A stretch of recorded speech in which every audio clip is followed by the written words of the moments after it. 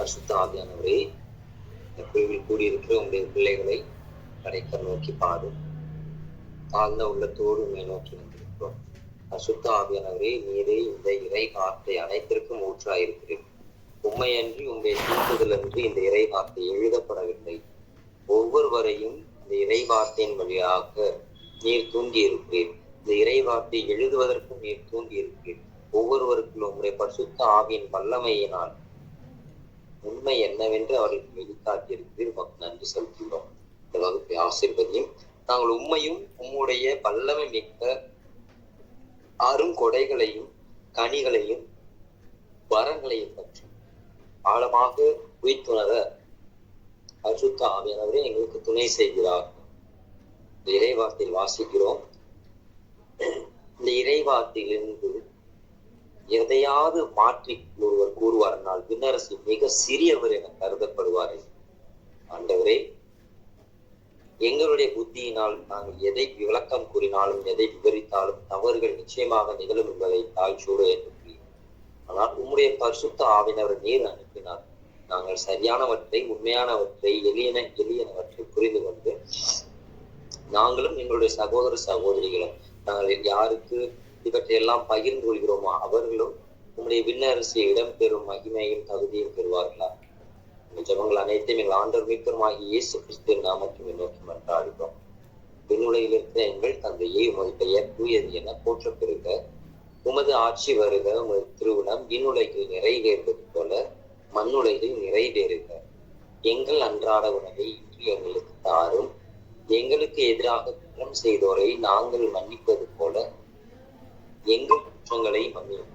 எங்களை சோதனைக்கு உட்படுத்தாதையும் தீமையிலிருந்து எங்களை விடுத்தருளும். ஆமென். அருள் நிறைந்த மரியே வாழ்க. ஆண்டவர் உடனே பெண்களுக்குள் ஆசீர்வதிக்கப்பட்டவள் நீரே. உடைய திருவயிற்றின் கனியுமான இயேசுவும் ஆசீர்வதிக்கப்பட்டவரே. புனித மரியே, இறைவனின் தாயே, பாவிகளாயிருக்கிற எங்களுக்காக இப்பொழுதும் எங்கள் இறப்பின் வேலையில் வேண்டிக்கொள்ளும். தந்தைக்கும் மகனுக்கும் தூய ஆவிக்கும் மாட்சிமை அளித்தார்கள். தொடக்கத்தில் இருந்தது போல இப்பொழுதும் எப்பொழுதும் என்றென்றும் இருப்பதாக. ஆமென். இயேசுக்கு மிக பிரியமான சகோதரிகளே, சகோதரர்களே, இன்றைய நாளில் நாம் இரண்டாம் கட்டமாக இந்த வகுப்பிற்கு குறிப்பாக நாம் எதை பற்றி இந்த வகுப்புகளை கவனித்துக் கொண்டிருக்கணும் பார்த்தீங்கன்னா, பரவச பேச்சு அல்லது அந்நிய பாஷை அப்படின்றத குறித்து நம்ம இறை வார்த்தை மூலமாக மிக தெளிவுபட நாம் கற்றுக்கொண்டு கொண்டிருக்கிறோம். அப்போ கடந்த முறை ஏற்கனவே சொல்லப்பட்டது கொஞ்சம் கடந்த காலத்தில் நம்ம கடந்த நாட்கள்ல நம்ம கற்றுக்கொண்டதை பார்த்தோம். அந்நிய பாஷைனா என்ன அப்படின்னு சொல்லி நம்ம பார்த்தோம். அடுத்து அந்த அந்நிய பாஷை அப்படின்றத இயேசு பேசினாரா அல்லது இயேசு இதை பற்றி இறை வார்த்தையில சொல்லியிருக்காருன்னா ஆமா சொல்லியிருக்காரு. மார்க் நற்செய்தி 16ஆம் அதிகாரம் 17ஆவது இறைவார்த்தை ஆண்டவர் சொல்லியிருக்காரு. புதிய மொழிகளை அவர்கள் பேசுவார்கள் சொல்லி. அப்புறம் நம்ம திருத்துதர் பணிகள்ல அந்நிய பாஷை அதாவது பரவச பேச்சு அப்படின்றது எப்படி பேசினாங்க, அதுல என்ன மாதிரியான மொழிகள் இருக்குன்னா 2 வகையான மொழிகள் பார்த்தோம். ஒண்ணு வானத்துதர்களுடைய பேசக்கூடிய மொழியும் இன்னொன்று மானிடர் பேசும் மொழி என்று திருத்துதர் பவுல் 1 கொரிந்தியர் 13ஆவது அதிகாரம் 1 வசனத்திலே சொல்றாரு. அப்போ 2 வகையான மொழிகள். அதுல இன்னொரு வகையான மொழி அப்படின்னு பார்க்கும்போது அது நம்ம ஏற்கனவே சொல்லப்பட்டது போல மானிடர் பேசக்கூடிய மொழி. அப்போ இந்த 2 வானத்துதர் மொழி, மானிடர் பேசும் மொழி, அந்த அனுபவத்தை திருத்துதர் பணிகள்ல பார்த்தோம். பரிசுத்த ஆவியானவர் அக்கினி நாவாய் இறங்கும் போது என்ன நடக்குது அப்படின்னு பார்த்தீங்கன்னா, பேசக்கூடியவர்கள், அந்நிய மொழி பேசக்கூடியவர்கள் என்ன பண்றாங்க அப்படின்னு பார்த்தீங்கன்னா, ஒரு சிலர் பேசுறாங்க, மத்த அங்க கேட்க கூடி இருந்தவர்கள் எல்லாம் சொல்றாங்க, இவர்கள் எல்லாம் சாதாரண மீனவர்கள் தானையா, இங்க இருக்கக்கூடிய இந்த சாதாரண லோக்கல்ல இருக்கக்கூடிய மக்கள் தாங்க, இவங்களுக்கு எல்லாம் எப்படி இந்த கலிலேயர்கள் எப்படி இந்த மாதிரி பல மொழிகள்ல பேசக்கூடிய பல மொழிகள் அப்படின்னா கிரேக்கம், அதாவது யூதர்கள் பல்வேறு நாடுகளில் பரவி வாழ்ந்தார்கள் அப்படின்றதுதான் அங்க இறைவார்த்தையில் குறிப்பிடப்பட்டிருக்கு. அங்க இருந்தவங்க எல்லாம் திருவிழாக்கு வந்திருக்காங்க. அப்போ அந்த நேரத்துல நல்லா கொஞ்சம் பெந்தகோஸ்துன்றது நம்ம கிறிஸ்தவர்களுடைய திருவிழா மட்டும் கிடையாது. பெந்தகோஸ்து திருவிழா யூதர்களுக்கும் ஒரு திருவிழா இருக்கு. அது 50வது நாள் திருவிழா சொல்லுவாங்க. அப்போ இந்த 50வது நாள் திருவிழா அப்படின்னு எதை குறிக்கும்? பழைய ஏற்பாட்டுல இருந்தே இருக்கு. பெந்தகோஸ்து அப்படின்னாலே 50வது நாள் தான் அர்த்தம். அப்போ பழைய ஏற்பாட்டுல பெந்தகோஸ்து பெருவிழா அப்படின்னாலே 50 நாட்கள் எருசலேம் தேவாலயத்தில் 50வது நாள் கொண்டாடக்கூடிய இறுதிக்கட்ட திருவிழாவுக்கு தான் பெந்தகோஸ்து திருவிழா அப்படின்னு சொல்லுவாங்க. அப்போ இந்த திருவிழாக்கள் எல்லாமே வந்து ஏற்கனவே பழைய ஏற்பாட்டில் இருக்குது. ஆனால் புதிய ஏற்பாட்டில் நாம் பார்க்கிறதோ பழைய பெந்தகோஸ்து பெருவிழா இல்ல, இது புதிய பெந்தகோஸ்து பெருவிழா. ஆங்கிலத்தில் என்ன சொல்லணும்னா it is a new Pentecostal experience அப்படின்னு சொல்லுவோம். புதிய பெந்தகோஸ்து அனுபவம். ஏன்னா பழைய பெந்தகோஸ்து அனுபவத்தை வந்து கொண்டாட்டமா தான் இருக்குமே தவிர ஆவியானவர் வந்ததாக நாம் பழைய ஏற்பாட்டில் எங்கேயும் பார்க்கல. 50வது நாள் அப்படின்றது ஒரு கொண்டாட்டமா கொண்டாடுவாங்க. இதுல வந்து பெருசா சொல்றதுக்கு வந்து ஒன்னும் இருக்காது. வழக்கமா அது வந்து ட்ரெடிஷனல் ஃபங்க்ஷன் இன் ஜூவிஷ் கல்ச்சர், ஜூவிஷோட யூதர்களுடைய கலாச்சாரத்துல அப்படி இருந்தது.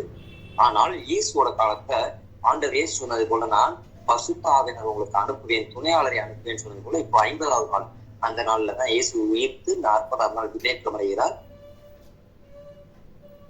அவன் ஆண்டவர் அதையும் தெரிய சொன்னார், நான் உயிர்த்து விண்ணேற்றம் அடைந்து தந்தையிடம் போன பிறகு உங்களுக்காக அறிந்து பேசினேன். அப்போதான் அப்போ நான் தந்தையிடம் போகாமல் பரிசுத்தாவியானவர் வரமாட்டாருன்னு சொன்னார்.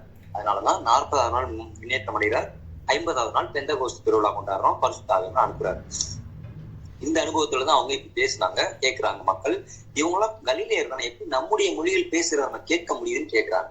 அடுத்ததாக இன்னொன்று என்ன நடக்குது அப்படின்னு பாத்தீங்கன்னா, ஒரு சிலர் அந்த அதிகாரத்துல தொடர்ந்து நம்ம வாசிக்கும் போது, முதல் அந்த திருப்பதியில வாசிக்கும் போது என்ன சொல்றாங்க, இவங்க எல்லாம் குடிகாரன் போதையை போட்ட மாதிரி போதையை போட்டு பேசுறாங்க. ஏன் அப்படின்னா இப்போ பல்வேறு மொழியில இருக்கிற மக்களுக்கு புரியுது. ஆனா இந்த ஒரு சிலர் பேசின மொழி வந்து புரியவே இல்லை. அது குடிகாரன் பேசுற மாதிரி உளர்ற மாதிரி இருக்குது. அப்போ இந்த மாதிரி கேள்விகள் வரும்போதுதான் அவர் வந்து கிண்டல் கேலியா வந்து இங்க குடிச்சிட்டு தண்ணியை போட்டு போதையில பேசுறாங்க அப்படின்ற ஒரு கமெண்ட் அங்க பாஸ் பண்றாங்க. சோ இதுதான் அந்த அடிப்படையில பார்த்தோம். அதுக்கடுத்து நான் என்ன சொன்னா, கொரிந்தியர்களுடைய பின்னணியை பத்தி நான் உங்களுக்கு சொன்னேன். கொரிந்தியர்களுடைய பின்னணி அப்படின்னு பார்க்கும்போது முதல் கொரிந்து நகரத்தை பத்தி தெரிஞ்சுக்கணும். அப்பதான் கொரிந்தியர்கள் யாருன்றது தெரியும். கொரிந்து நகரம் ஒரு போர்ட் சிட்டி.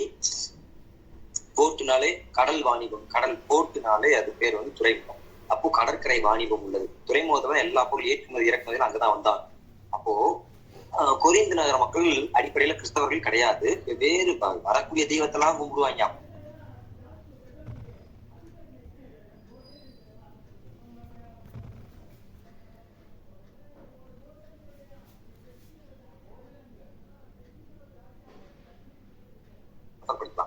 கொரிந்து நகரம் அப்படின்னு அந்த சிட்டி, கொரியன் சிட்டி அப்படின்னு ரிலிஜன் பார்த்தீங்கன்னா நம்பர் ஆஃப் ரிலிஜன் நிறைய, 1-2 கிடையாது, 10-12 அப்படின்னு சொல்லி எண்ணிக்கை வந்து அதிகம். 10-12 இப்ப நான் ஷார்ட்டா சொல்றேன், பட் எண்ணிக்கை அதிகம். ஏன்னா சில அப்போது ரெக்கக்னைஸ்ட் ரிலிஜன், அன்ரெக்கக்னைஸ்ட் ரிலிஜன் சொல்லுவாங்க. அதாவது அறிமுகமான மதங்கள், அறிமுகம் இல்லாத மதங்கள் அப்படின்ற மாதிரி இப்ப பல மதங்கள் இருக்குது. அப்படி பார்க்கும்போது பல மதங்கள் சின்ன சின்ன தெய்வம், குல தெய்வம் மாதிரி சின்ன சின்ன வழிபாடு வச்சிருக்கிறவங்க கூட ஒரு மதம்னு சொல்லி தங்களை கிளைம் பண்ணிக்கலாம். அப்போ பல்வேறு மதங்கள் அப்படின்னு சொல்லி நிறைய கூட்டணி இருந்துச்சு. ஆனா அதையெல்லாம் தாண்டி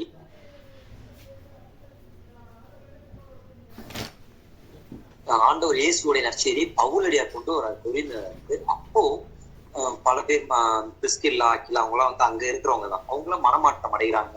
அப்படியே அவங்கள சார்ந்திருக்கக்கூடிய ஒவ்வொரு மக்களும் இந்த கிறிஸ்துவ நற்செய்திக்கு, கிறிஸ்துவின் நற்செய்திக்கு தங்களுடைய வாழ்க்கையை மாற்றிக்கொண்டு வாழ்கிறார்கள் அப்படின்றத நம்ம பார்க்கிறோம். ஆனா இவர்களுடைய வாழ்க்கை முறை எப்படி இருந்துச்சு அப்படின்னு பாத்தீங்கன்னா, இவர்கள் வாழ்ற வாழ்க்கை முறை வந்து ரொம்ப மோசமானதா இருக்கு. ஏன் அப்படின்னா, அந்த போர்ட்னா துறைமுகம் சொல்றோம், அந்த துறைமுகத்துல இருந்து வரக்கூடிய மக்கள் அவங்க என்ன பண்றாங்க, வேற வேற நாட்டுல இருந்து வருவான், நாணிபத்துக்குன்னு வருவான், இல்ல இந்த ஊர்ல தங்கிட்டு போவான். அப்போ இங்க வந்து எல்லாம் புறவினத்து மக்கள் தான். ஏன்னா யூதர்கள் மட்டும்தான் கடவுளுக்குரியது, மத்தெல்லாம் புறவினத்தார். இந்த புறவினத்தார் வாழக்கூடிய இடத்துல வந்து இவங்களுக்கு வந்து ஒரு பழக்கம் என்ன வருது அப்படின்னா, நமக்கு எந்த ஒரு பிசினஸ் நல்லா கை கொடுப்போம், நம்ம எல்லாருமே அந்த வேலையை ஆரம்பிச்சு. ஃபார் எக்ஸாம்பிள் பாருங்க, கோடை காலம், அப்போ இளநீ பிசினஸ் நல்லா இருக்கு அப்படின்னா டக்குனு நம்ம இளநீ பிசினஸ் நம்மளால முடியுமா? சில பேருக்கு இளநீ பத்தியே தெரியாது, அவங்க ஆரம்பிக்கணும். அப்படி இல்ல ஜூஸ் போட்டு விற்கிறது, பழச்சாறு அப்படின்றதுதான் டக்குனு நமக்கு தெரிஞ்சதுல அதுல ஏதாச்சும் நம்ம பண்ண முடியுமா? மே மாசம் லீவ் டைம், அது ஏதாச்சும் நம்ம காசு செலவுக்காக நம்ம அந்த மாதிரி ஒரு பிசினஸ் ஆரம்பிப்போம். அதாவது இந்த சூழலுக்கு வெயில் காலம் அப்படின்றப்ப இதுக்கு ஏற்றபடி எது பயனுள்ளதா இருக்கும், அந்த சீசனுக்கு ஏத்தாப்ப ஒன்று பண்ணா நல்லா இருக்கும் அப்படின்ற மாதிரி நம்ம சிறு சிறு வியாபாரங்கள் எல்லாம் நம்ம செய்யறது வழக்கம். நாமும் அதை நம்ம சுற்றி இருக்கக்கூடியவர்கள் நமக்கு தெரிந்தவர்கள் செய்கிறாங்க. அப்போ இப்படிதான் வந்து நம்ம சுற்றி இருக்க சூழ்நிலைகள் நிகழ்வுகள் வந்து இப்படி இருக்கு. இதே அதே போல நமக்கு அவங்க செய்யறதெல்லாம் நமக்கு ஐடியா கொடுப்பாங்க. அது வந்து ஒரு நட்பின் ரீதியா வந்து நம்மளும் பொழைச்சுக்கணும் அப்படின்றதுக்காக நீங்க பாருங்க, நல்லா இருக்கு, வியாபாரம் நல்லா போயிட்டு இருக்கு, நீங்க கூட ட்ரை பண்ணுங்க, ஏன் நீங்க பண்ணவங்க அப்படின்னு சொல்லுவாங்க. அதே போல கொரிந்து நகர மக்கள்ல பல பேர் என்ன பண்றாங்க, வேற வேற ஊர்ல இருந்து ஆட்கள் வரான், நிறைய ஆண்கள் ஆடவர்கள் தான், பெண்கள் கூட அதிகமா வந்து வாணிபம்ன்றப்போ பல ஊர்ல இருந்து ஆண்கள் வந்து இங்க வந்து பல நாட்கள் தங்கி இருக்கிறதுனால வந்து என்ன பண்றாங்க, தவறான உறவுகள் அப்படின்றது பரவுது. அப்படி பார்க்கும்போது குறிப்பா சொன்னா பாலியல் உறவுகள், விபச்சாரம் அப்படின்றது தொழிலாக பரவி வருது. அப்ப பார்க்கும்போது என்ன நடக்குது அப்படின்னா, பெண்கள் ஒரு சிலர் அந்த தொழிலுக்கு ஈடுபடுத்தப்பட்டவர்கள் என்ன பண்றாங்க, அதை ஸ்ப்ரெட் பண்றாங்க. இங்க நிறைய காசு கிடைக்குது, நம்ம நல்ல நிம்மதியா வாழலாம், நிறைய காசு செல்வம் வீடு இது கட்டி நம்ம போயிடலாம் அப்படின்ற மாதிரி இந்த ஒரு தாட் வந்தோடனே தான் பெற்ற அந்த செல்வத்தை வந்து மற்றவர்களுக்கு கொடுக்கணும், அவங்களும் அந்த மாதிரி என்ஜாய் பண்ணிருக்காங்க, இந்த தொழிலுக்கு வந்துரு நல்லா இருக்கும் அப்படின்றப்போ எல்லோருமே இது ஒரு தொழிலாக இருக்கு. ஆனால் இது வந்து சரியில்லை, தவறான ஒரு வாழ்க்கை. ஆனால் வந்து எல்லாம் என்ன பண்றாங்க, இந்த ஒரு ஒன்றை தொழிலாக இருந்து செய்ய ஆரம்பிக்கிறாங்க. அப்படி பார்க்கும்போது இது வந்து இதுல செய்யறவங்கள சில பேர் கிறிஸ்தவர்களாக அப்போதுதான் மாறி இருக்கிறாங்க, புதியவர்கள். நான் சொன்னேன் இல்லையா, பவுலடியாருடைய நற்செய்தியை கேட்டு அப்படியே கொஞ்சம் கொஞ்சமா மாறுறாங்க நற்செய்திக்கு. அப்படி சில பேர் வந்து நற்செய்தி ஆண்டவருடைய நற்செய்தியை ஏற்றுக்கொண்டு இப்போ டக்குன்னு இந்த மாதிரி ஒரு தவறான பாதையிலையும் போய் வாழ்ந்து கொண்டு இருக்கிறார்கள். இப்போ இந்த மாதிரி சூழ்நிலை இருக்கும்போதுதான் பவுலடியார் இந்த இடத்துல மற்ற நூல்கள்ல கடிதத்தை எழுதினோட இந்த இடத்துல பல இடத்துல வந்து காம வெறி, குடிவெறி அப்படின்னு சொல்லி திருப்பி திருப்பி அவங்க அடிப்பாரு. அது ஓரின சேர்க்கை அப்படின்ற விஷயத்தையும் பவுலடியார் வந்து திருப்பி திருப்பி வந்து ரிப்பீட்டடா வந்து ஸ்பீக்ஸ். 2 லெட்டர் எழுதிட்டாரு. அதனால்தான் மற்ற இடங்களுக்கு குறிப்பிட்டு சொல்லும்போது மற்ற இடங்களுக்கு எழுதப்பட்ட கடிதத்தை திமோத்தி 1 திமோத்தி 2 திமோத்தி தீத்து 1, அப்புறம் தெசலோனிக்கர் 1 2 தெசலோனிக்கர். ஆனா அவர்களுக்கு எழுதப்பட்ட நூல் அதை வாசித்து பார்த்தீங்கன்னா அதுல குறிப்பிட்ட மையப்பகுதி என்ன இருக்கு பாத்தீங்கன்னா, திமோத்திலேயோ அல்லது தெசலோனிக்கா அப்படின்ற இடத்துக்கு ஆண்டவர் எழுதும்போது அவர்களுக்கு 2 விஷயம் தான். திமோத்தியில் எழுதும்போது 2ஆம் வருகை, ஆண்டவருடைய 2ஆம் வருகை பத்தி ஒரு பெரிய கமோஷன் நடக்குது, கன்ஃபியூஷன், குழப்பம் நடக்குது. அதுவும் குறிப்பா இன்னைக்கு இருக்கிற மாதிரி புரொட்டஸ்டன்ட் பிரிவினை சபைகள் இருக்கிற போல அன்னைக்கு சில போலி போதகர்கள் வந்து புதுசு புதுசா அவங்க போதிக்கிறாங்க. அதான் சொல்றாரு பவுலடியார் திமோத்திக்கு திமோத்த, நாங்கள் அறிவித்த நற்செய்தியை தவிர வேறு ஒரு நற்செய்தியை, அப்படின்னா யாரு வேற ஒரு நற்செய்தினா ஆண்டவர் இயேசுவை தவிர வேற ஒரு நற்செய்தியை, வித்தியாசமா ஆண்டவர் இயேசு சொல்லாத படிப்பினைகளை, திருத்தூதர்கள் சொல்லாத படிப்பினைகளை வந்து சொல்றாங்க, அதனால கேர்ஃபுல்லா இருங்க அப்படின்னு லெட்டர் தான் திமோத்திக்கு திருமுகம். அது நிறைய இடத்துல என்கரேஜ் பண்ணுவார் பாத்தீங்கன்னா, நான் யாரையும் திட்ட மாட்டார். அதே இது தெசலோனிக்கர் எழுதிய திருமுகத்துல பாத்தீங்கன்னா அதுலயும் பாருங்க, அதுல one of the word of God அப்படின்னு பார்க்கும்போது தெசலோனிக்கர் எழுதிய திருமுகம் எப்போதும் மகிழ்ச்சியா இருங்கள், இடைவிடாமல் ஜெபியுங்கள் அப்படின்றதெல்லாம் பாருங்க, எல்லாமே என்கரேஜிங் வேர்ட்ஸ். அதுலயும் தெசலோனிக்கர் எழுதிய திருமுகத்தையும் அதுலயும் பாத்தீங்கன்னா பவுலடியார் வந்து இந்த மாதிரி என்கரேஜ் பண்றாரு, எல்லாத்தையும் ஜெபத்துல ஒன்றா இருங்க, திருப்பாடல்கள் உங்களுக்கு மகிழ்ச்சியான திருப்பாடல் பாருங்க, ஆண்டவருக்கு நன்றி எப்போதும் நன்றி சொல்லுங்க அப்படின்ற மாதிரி பாசிட்டிவான ஒரு நோட்டு. சில இடங்கள்ல அட்வைஸ் கொடுக்குறாரு தவிர ரொம்ப ஹார்டா திட்டல எங்கேயுமே. ஆனா கொரிந்தியர்கள் திருமுகத்தை மட்டும் வச்சு வாங்குவாங்கன்னு வாங்கியிருப்பாரு. அதே நேரத்துல பரிசுத்த ஆவியினோட கொடைகள் கனிகளை பத்தி அதிகமா பேச வேண்டிய தேவை இங்க வந்தது. ஏன் அப்படின்னு பாத்தீங்கன்னா, 1 அவர்களை ஊக்கப்படுத்துவதற்காக, 1 2 இங்க ஒரு பிரச்சனை இப்ப இன்னைக்கு அதுன்னா 14வது அதிகாரத்தை வாசிட்டு வாங்க நான் புரியும் அப்படின்னு சொன்னேன். 1 கொரிந்தியர் 14வது அதிகாரம், தயவுசெய்து பைபிள் எடுத்து எல்லாம் ஓபன் பண்ணி வச்சுங்க. வார்த்தை பை வேர்டு வார்த்தை இன்னைக்கு அந்த அதிகாரத்தை மட்டும் தான் பார்க்க போறோம். அதுல அவ்வளவு விஷயம் இருக்கு. ஏன் அவர் வந்து பரிசுத்த ஆவியினருடைய படையை பத்தி பேசணும் அப்படின்னா 2 ரீசன். 1 அவங்களை ஊக்கப்படுத்துறதுக்கு, இன்னொரு ரீசன் என்னன்னு பாத்தீங்கன்னா, அங்க இருக்கக்கூடியவர்கள் நாங்களாம் பரிசுத்த ஆவியை வாங்கிட்டோம் அப்படின்னு சொல்லிட்டு எங்களுக்கு அந்நிய பாஷை எல்லாம் தெரியுமா உங்களுக்கு அப்படின்னு சொல்லி ஊரெல்லாம் பிதற்றி கொண்டு பீத்திக்கிட்டு இருக்கோன்னு சொல்றோம். அதான் சொல்லுது, பிதற்றி கொண்டு இருந்தாங்க. இன்னைக்கு இருக்கிற பிரிவினை சகோதரர்கள் பிதற்றுறாங்க இல்லையா, நமக்கு கத்தோலிக்கர்கள் உங்களுக்கு எல்லாம் அந்நிய பாஷை வரோம் இல்லையா, எங்களுக்கு மட்டும்தான் இருக்கு, நாங்களாம் ரசிக்கப்பட்டுட்டோம், முழுக்க ஞானஸ்தானம் வாங்கிட்டு நீங்க வாங்கலைங்களா அப்படின்னு சொல்லி பிதற்றுகிறார்கள் இல்லையா. அது போல பிதற்றல் வந்து அன்னைய காலத்துல இருக்குது. அதனாலதான் 14வது அதிகாரத்துல வாசிக்கும் போது பல பேர் சொல்றாரு, பண்ணிக்கணும், பவுல் சொல்றாரு, என்ன சொல்றாருன்னா, பல இடங்கள்ல மென்ஷன் பண்ணும்போது நீங்க அந்நிய பரவச பேச்சு, அதாவது அந்நிய பாஷை பேசுறது நான் ஏற்றுக்கொள்கிறேன், வேணான்னு சொல்லல.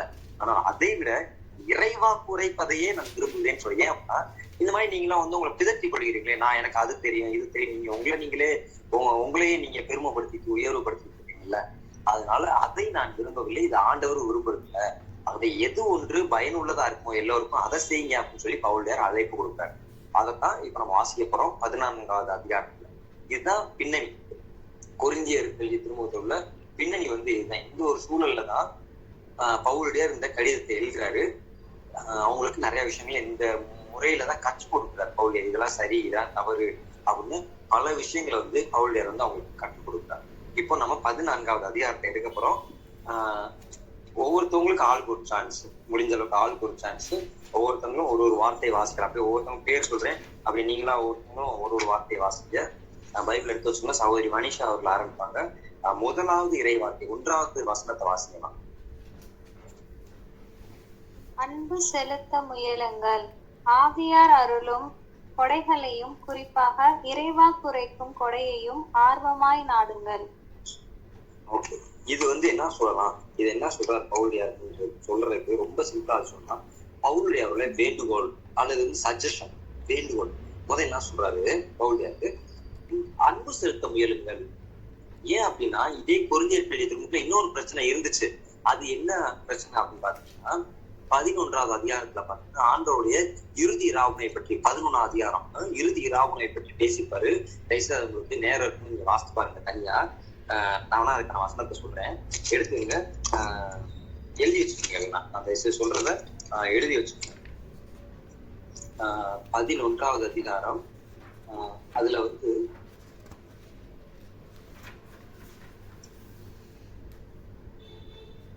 17வது வசனத்துல இருந்து எனக்கு நான் வாசித்து காமிக்கிறேன். ஏன் பவுலுடையார் அன்பை பத்தி இங்க ஏன் 13வது அதிகாரம் முழுக்க அன்பை பத்தி பேசுறாரு, 14வது அதிகாரத்துல தொடர்ச்சியாக என்ன ஆகுதுன்னா அன்பை மையப்படுத்துங்க அப்படின்னு சொல்றாரு. ஏன் சொல்றாரு அப்படின்னா, இந்த கொரிந்தியரை பத்தி சொல்லும் போது இன்னொரு விஷயத்த நான் சொல்லல. என்னன்னா, இவங்களுக்குள்ள ஒற்றுமையே கிடையாதுங்க. அவங்க ஏன்னா இங்க யூதர்களும் இருந்தாங்க, இதே கொரிந்தியில வந்து யூதர்களும் தங்கி வாழ்ந்தார்கள், யூதர் அல்லாதவரும் தங்கி வாழ்ந்தாங்க. இப்ப யூதர்களா இருந்தவர்களும் கிறிஸ்தவத்துக்கு மாறிட்டாங்க, யூதர் அல்லாதவரும் கிறிஸ்தவத்துக்கு மாறிட்டாங்க. இவங்களுக்குள்ள வந்து இப்போ நம்ம ஊர்ல ஜாதி பிரச்சனை மாதிரி, யூதர்கள் எல்லாம் மேல் ஜாதி, மத்தவங்க எல்லாம் கீழ் ஜாதி மாதிரி.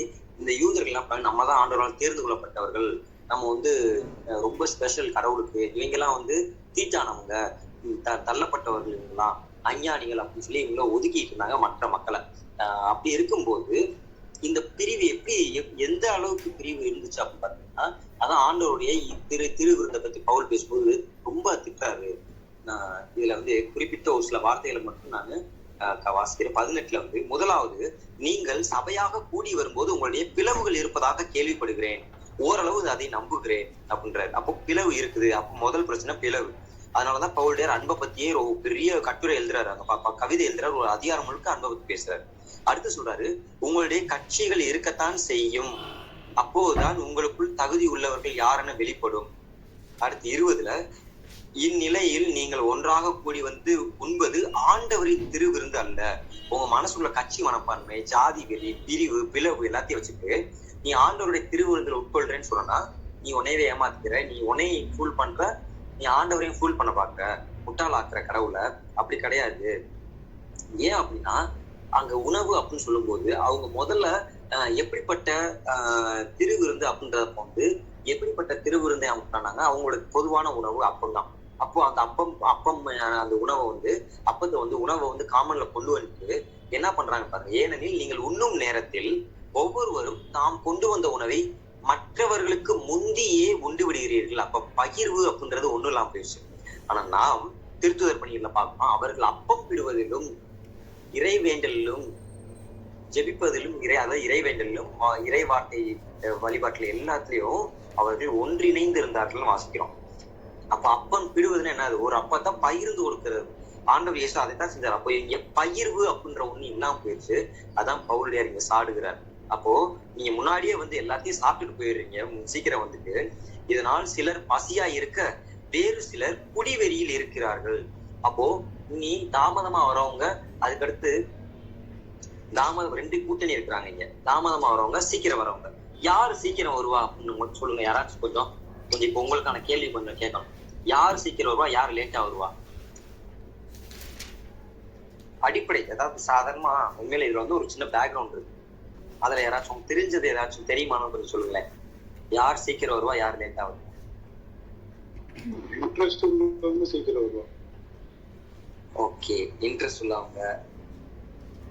இங்க எங்க பக்கத்துல எங்க அம்மா வந்து விசுவாசிகள் சீக்கிரம் வருவாங்க. வேற யாராவது? அதாவது கொரிந்தியருடைய பின்னணி நான் சொல்லிட்டேன், அதுக்கு ஏத்தாப்புல நீங்க ஆன்சர் சொல்லுங்க. கொரிந்தியர்களுடைய பிளவு மனப்பான்மை இருக்குது, அவங்களுக்குள்ள கட்சி பிளவு இருக்குது, கட்சி மனப்பான்மையோட பிளவு பிரிந்து இருக்கிறாங்க. அப்போ யார் ஃபர்ஸ்ட் வருவா, யார் செகண்ட் வருவா?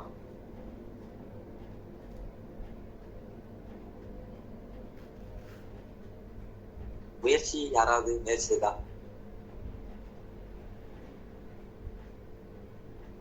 சரி, ஓகே, எல்லாருமே புதுசு, ஸோ அதனால யோசிக்கிறீங்க, பரவாயில்ல. ரெண்டே விஷயம் தான்.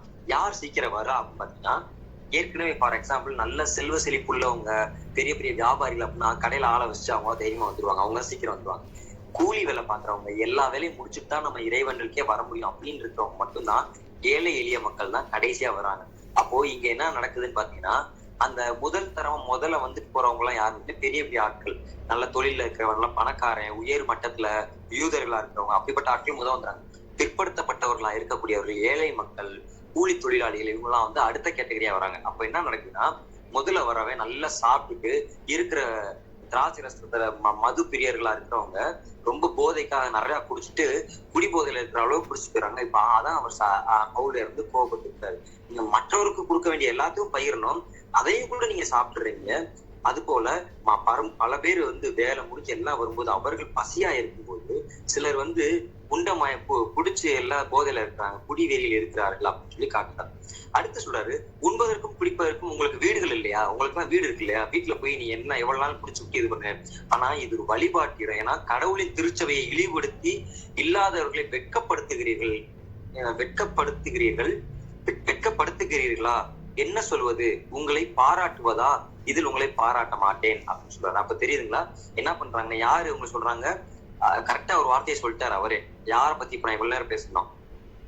கடவுளின்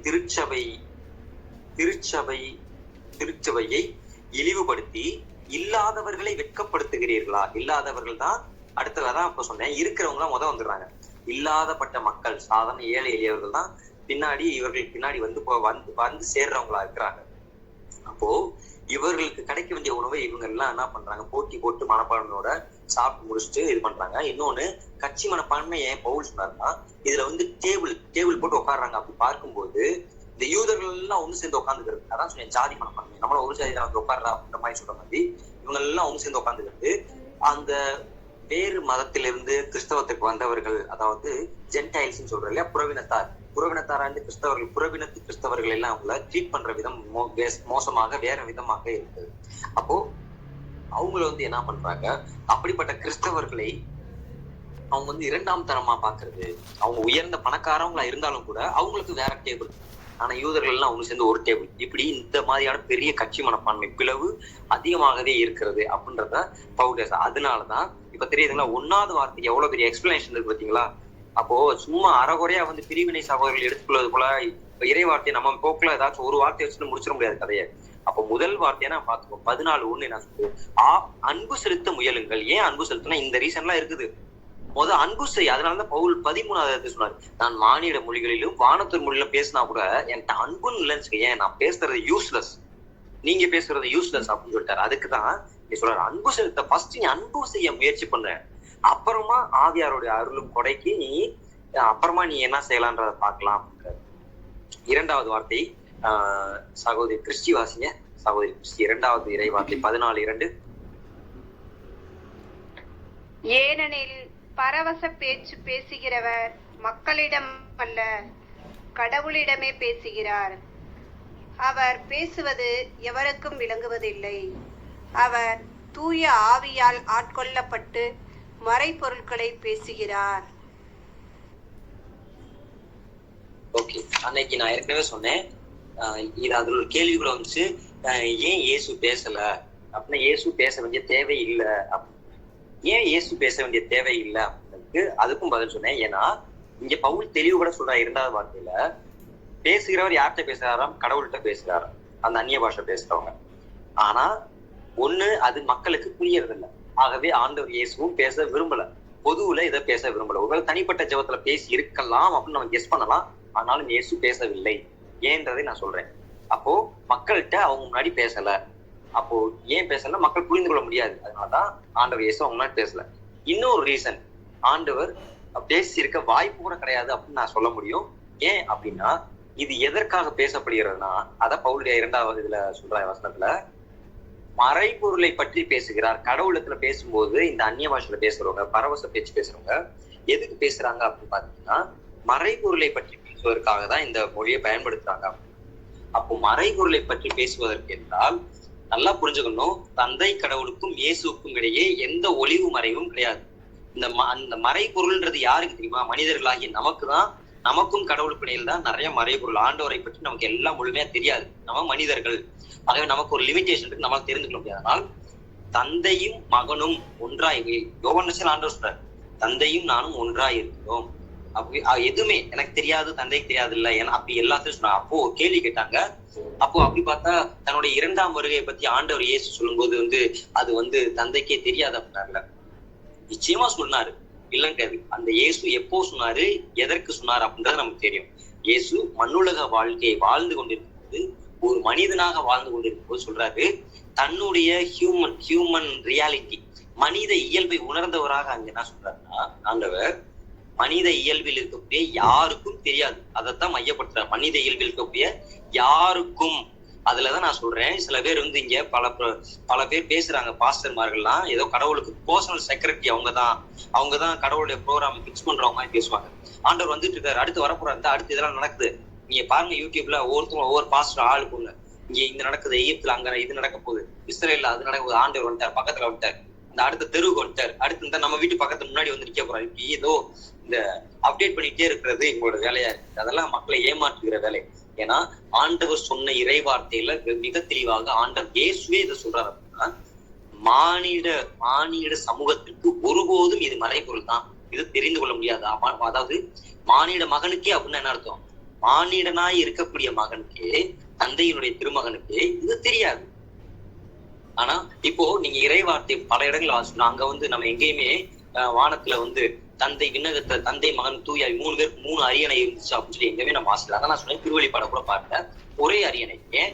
தந்தை மகன் தூயாவி ஒரு இறைவன், அவர் ஒரே இறைவனா இருக்கிறார்.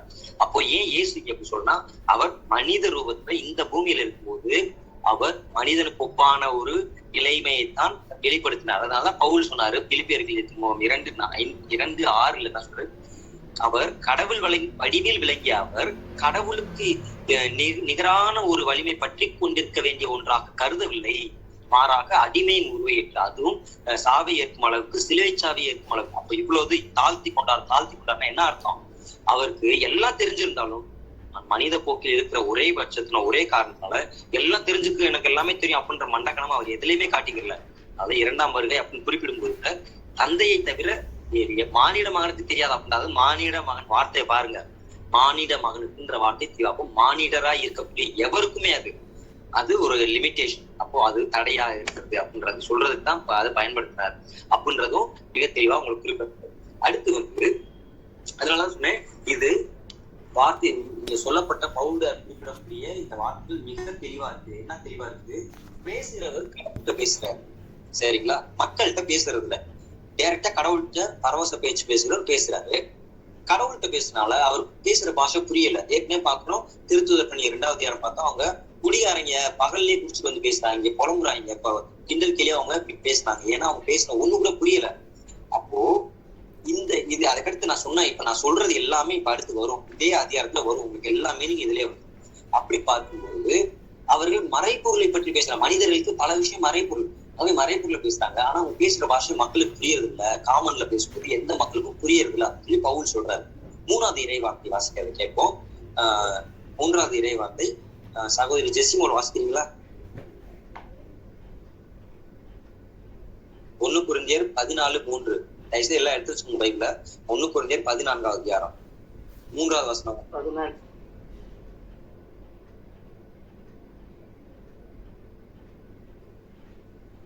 ஆனால் இறைவாக்கு உரைப்பவரோ மக்களிடமே பேசுகிறார். அவர் பேசுவது அவர்களுக்கு வளர்ச்சியையும் ஊக்கத்தையும் ஆறுதலையும் அளிக்கிறது. புரியுதுங்களா? இப்போ பவுல் என்ன பண்றாரு, கம்பேர் பண்றாரு, ரெண்டையுமே வேறுபடுத்தி காட்டுறாரு. எது? அந்நிய பாஷைன்னு சொல்றோம் இல்லையா, அந்த பரவச பேச்சையும் இறைவாக்கு உரைக்கும் ஆற்றலையும் பிரிச்சு காட்டுறாரு. அப்போ அதை பிரிச்சு காட்டும்போது அதுல ரொம்ப தெளிவா அதுல குறிப்பிடக்கூடிய அவர் என்ன சொல்றது, இறைவா குறைப்பவர் மக்களிடம் பேசுறாங்க. நீ இறை வார்த்தையை பேசும்போது மக்களுக்கு புரிந்த மொழியில் தான் பேச முடியும். புரியாத ஒரு லாங்குவேஜ் சொன்னா யாருக்கு என்ன தெரியும்? ஆகவே அதுதான் மிக சரியானது, அது வளர்ச்சிக்குரியதாக இருக்கிறது. ஏன்னா இறை வார்த்தையை கேட்கக்கூடிய நபர்கள் அதை ஊக்கத்திற்குரிய செய்தி அவங்களுக்கு கிடைக்குது. அதே போல அவர்கள் எல்லோருக்குமே புரிந்து கொள்ளக்கூடிய செய்தியாக, அது விண்ணரசை பற்றிய செய்தியாக இருக்கட்டும், ஆண்டவர் இயேசுவை பற்றியதா இருக்கட்டும், அப்போ இதெல்லாம் அவர்களுக்கு வேண்டிய ஒன்றாக இருக்கிறதா. அதே போல பலருக்கு ஆறுதல், மனவேதனை கஷ்டத்தோட வந்திருக்கிறவங்களுக்கு அது ஆறுதலின் மொழியாக இருக்குது அப்படின்றத பவுல் சொல்றாரு. அடுத்து 4-5 இறை வார்த்தையை மொத்தமா சேர்த்து வாசிங்க. 4-5 இறை வார்த்தையை சேர்த்து வாசிங்க. சகோதரி குழந்தை தெரசு வாசிக்கிறீங்களா? 4-5 இறை வார்த்தை சேர்த்து வாசிங்க. சத்தமா வாசிங்க. ஏன்னா சில நேரம் உங்களுடைய மைக் வந்து வால்யூம் உள்ள போய் வருது, கொஞ்சம் சத்தமா வாசிங்க.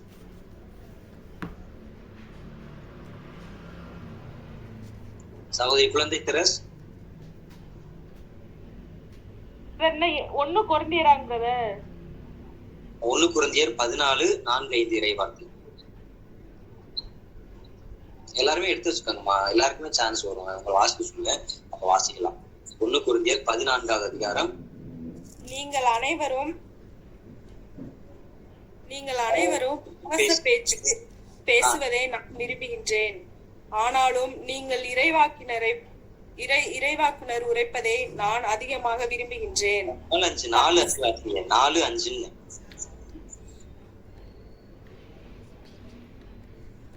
பரவச பேச்சு பேசுபவர் தம்மை மட்டுமே வளர்ச்சிக்கு உட்பட்ட செய்கின்றனர். ஆனால் இறைவாக்கினரோ திருச்சபை வளரச் செய்கின்றனர்.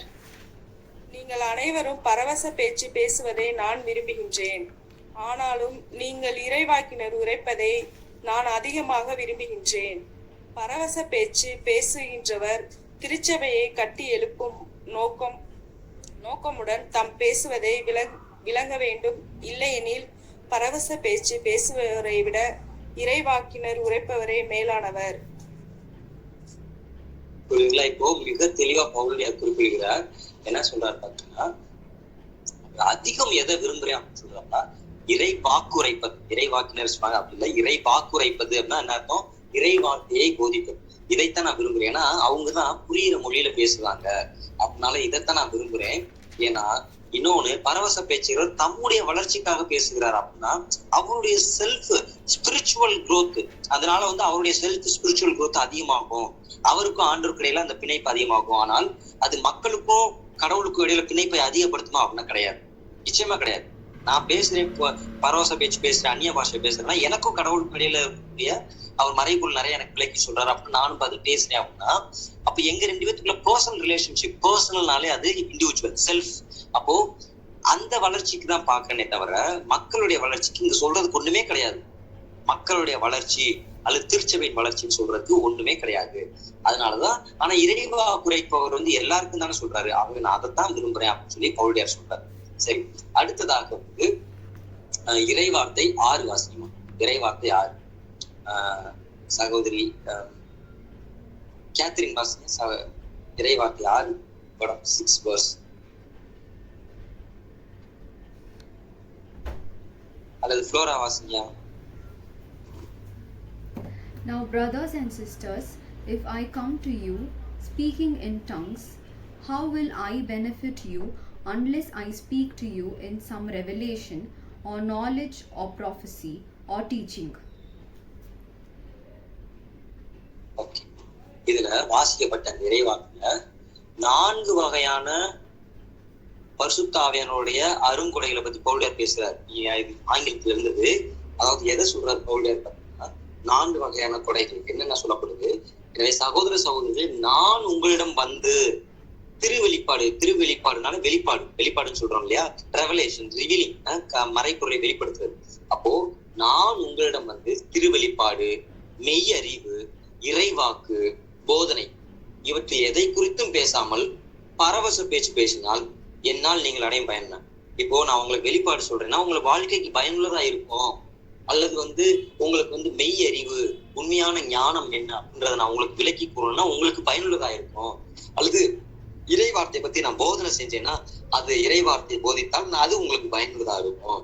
அல்லது இறை வாக்கு, தீர்க்க தரிசனம் சொல்லும் போது அப்போ அந்த மாதிரி நான் ஏதாச்சும் காரியங்களை பேசினேன் அப்படின்னா உங்களுக்கு பயனுள்ளதா இருக்கும். ஆனால் இதை தவிர நான் வேற இறை வார்த்தை அப்படின்றது வேற, போதனை அப்படின்றது, போதனைன்றது எப்படி வாழ வேண்டும் அப்படின்ற வாழ்க்கை நெறிமுறை தான் பவுல் தன்னுடைய கடிதத்தில் எழுதுறாரு.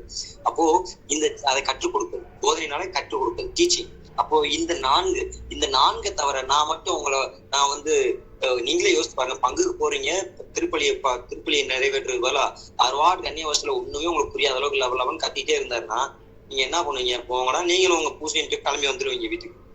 ஒரு 1/2 மணி நேரம் அப்பயே பேசியிருந்தாச்சுங்களேன், நீங்க கிளம்பி வந்துருவீங்க வீட்டுக்கு. யாரும் பொறுமையா உட்காந்து கேட்டு இருக்கீங்க. ஒருவேளை அந்நிய பாஷையோட அந்த விவரம் தெரிந்தவர்கள், விருப்பம் உள்ளவர்கள்னா அந்த இடத்துல சரி உட்காருவோம் அப்படின்னு சொல்லிட்டு புரிஞ்சு உட்காரலாம். ஆனா மற்றவர்கள் நம்ம கிளம்பி வந்துருவோம், எதுக்காக நம்ம வந்தோம் அப்படின்னு சொல்லிட்டு வந்துருவோம் நம்ம. அப்போ அப்படி இருக்கிற சூழ்நிலை பவுலியார் தான் கேட்கறேன், நான் அப்படி இருந்தேனே என்ன பண்ணுவீங்க நீங்க?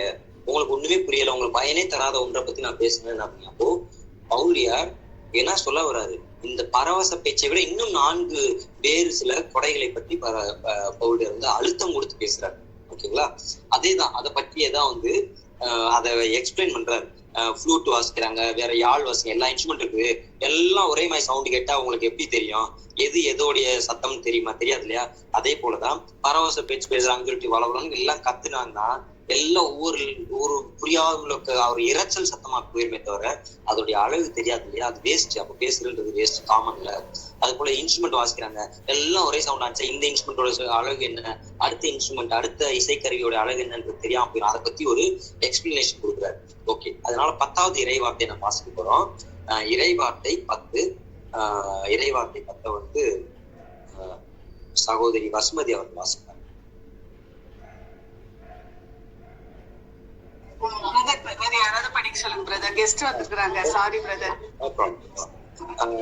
ராபர்ட்சன் படிக்க முடியுங்களா?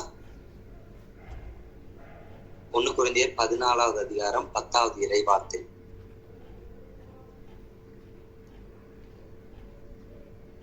சரி, அதுனா அம்மா பபிதா அவர்கள் வாசிப்பாங்க.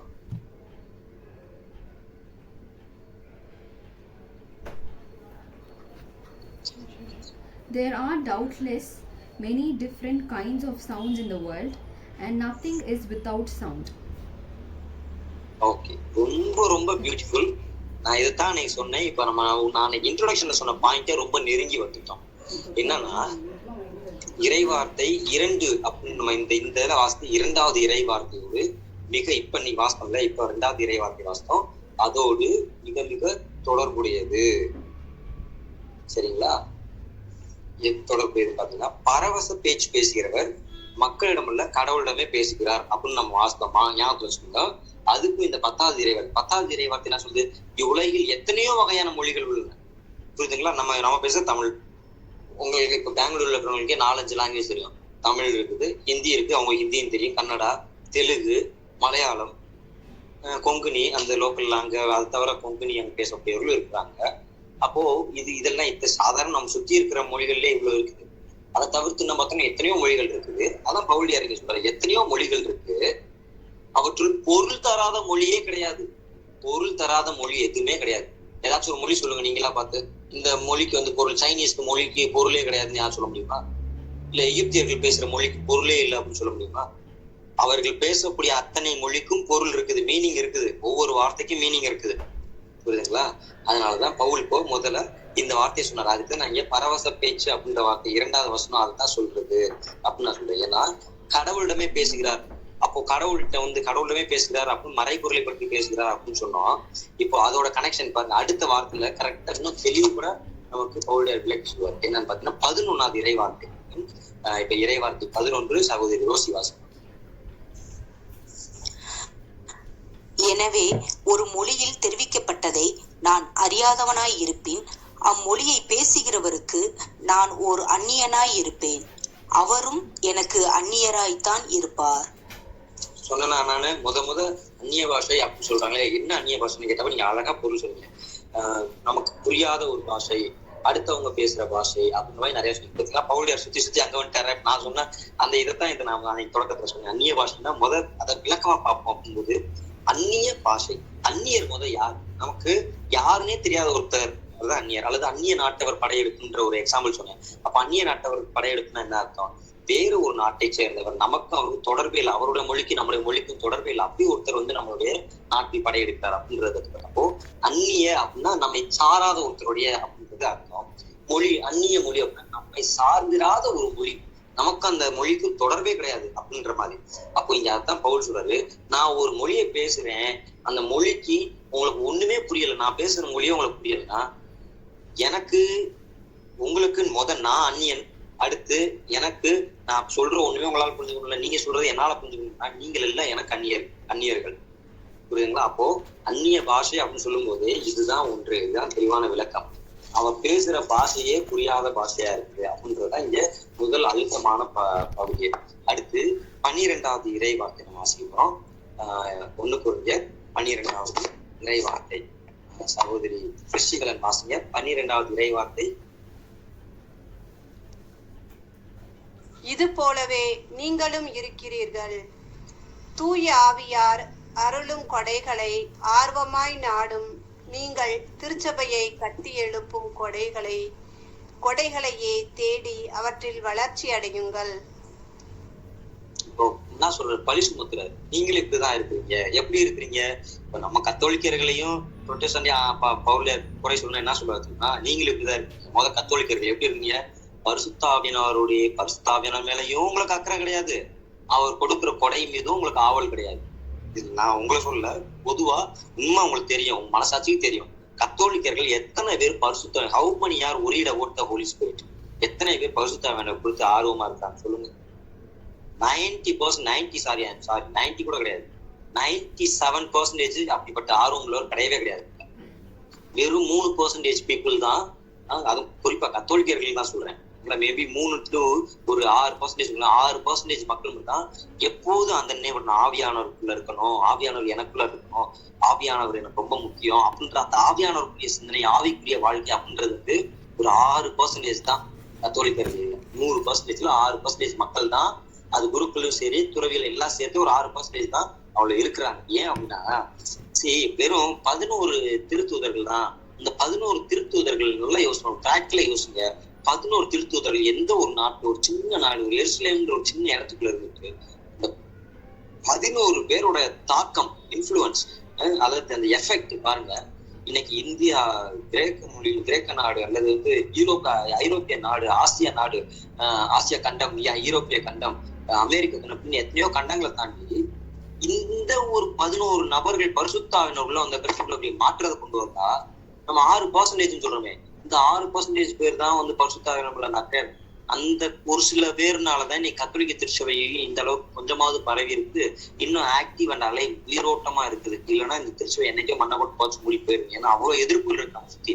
பிரிவினை சகோதரர்கள் நமக்கு மேல தீயாவி அவ்வளவு தூண்டுதலோட அவ்வளவு வல்லமையா பயங்கரமா வல்லமைன்னு சொல்லிட்டு பயங்கரமா ஊரை மாத்திட்டு அவ்வளவு பெரிய காரியங்களை பண்ணிட்டு இருக்காங்க.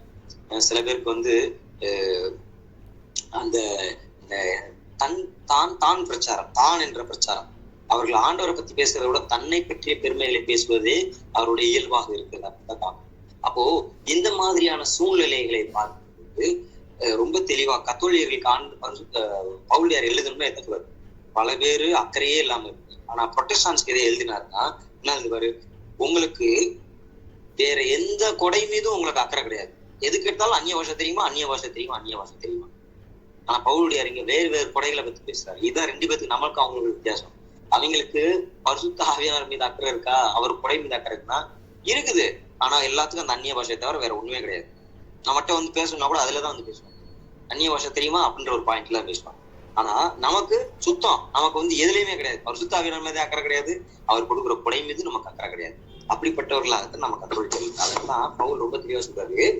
இது போலத்தான் நீங்களும் இப்படிதான்டா இருக்கீங்க, என்ன பண்றீங்க? பவுலியார் வந்து கரெக்டா புரிஞ்சிருக்கு என்ன சொல்றாரு, ஏன் இப்படி இருக்கிறீங்கன்னு சொல்றாரு அப்படின்னா, இங்க வந்து பிதற்றுகிறார்கள் சொன்ன பத்தியா, இந்த பிதற்றுதல் இருக்குது. அந்நிய பாஷை பேசுவேன் தெரியுமா, அந்நிய பாஷை பேசுவேன் இந்த பிதற்றல் வந்து கொரிந்திய மக்கள்கிட்ட மத்தியில இருக்குது. அப்போ அதை அடுத்தாதான் சொல்றாரு, தூய ஆவியார் அவர்களும் கொடைகளை ஆர்வமாய் நாடுகள். அவர் கொடுக்கறத ஆர்வமாய் நாடு. ஆர்வம்ன்றது வேற, ஆர்வ கோளாறுன்றது வேற. அப்போ ஆர்வமாய் நாடுகள். இவங்க பல பேர் இங்க ஆர்வ கோளாறா இருக்கிறாங்க. அதனாலதான் ஆர்வமாய் நாடு நீங்கள் திருச்சபையை கட்டி எழுப்பும் கொடைகளையே தேடி வளர்ச்சி அடைங்கள். திருச்சபை எழுப்பணும். நீ ஓன் பெருமை இல்லைனா அந்நிய பாஷை பேச தெரியுமா? இப்ப அதான் சொன்னேன், இப்ப அதான் பேசிட்டு இருக்கேன். இப்போ வந்து பிரிவினை சகோதரர்கள் தங்களுடைய பெருமை நாங்களாம் பேசுவோம் தெரியுமா? உங்களுக்கு எல்லாம் வராது இல்ல? ஆமா, உங்களுக்கு எல்லாம் முழு ஞானஸ்தானம் கிடையாது இல்ல? உங்களுக்கு வந்து ரசிக்கப்படல. இப்ப இப்பயே பேசிட்டு கடைசிதான் தெரிய போகுது இப்ப யாருக்கு விண்ணக பரிசா போகுது, நரகம் பரிசா போகுது. ரசிக்கப்பட்டவங்க எல்லாம் வந்து மோட்சத்தில் பணம் கிடைச்சுன்னா இல்ல, நிச்சயமா கிடையாது, நிச்சயமா கிடையாது. ஏன்னா இதே எண்ணத்தோட தான் யூதர்கள் நடந்துட்டு இருந்தாங்க. நாங்களாம் பரிசுத்த திருக்குலம், இஸ்ராயல் மக்கள் ஆண்டவருக்கு மிகவும் நேசத்துக்குரியவர்களாக நாங்க தான் மோட்சத்துல இருக்கும் நினைத்துக் கொண்டிருந்தார்கள். ஆனால் அது எல்லாம் தவிடுபடியானது. ஆண்டவர் இயேசு பல பேருக்கு லெப்ட் அண்ட் ரைட்டா திருப்பிட்டார். பார்த்திருக்கோம். பரிசேயர், சதுசேயர் எல்லாத்துக்கும் கொடுத்தாரு.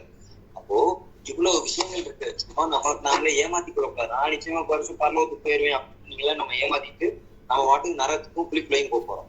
அப்படி இந்த ஒரு எண்ணம் கூடாதுப்பா. இது வந்து அப்படியே குறைஞ்சிருக்கிறப்பா. அச்சு பரிசுனா அப்படி பவுலர் வந்து கொடுத்துட்டு இருக்கிறாரு.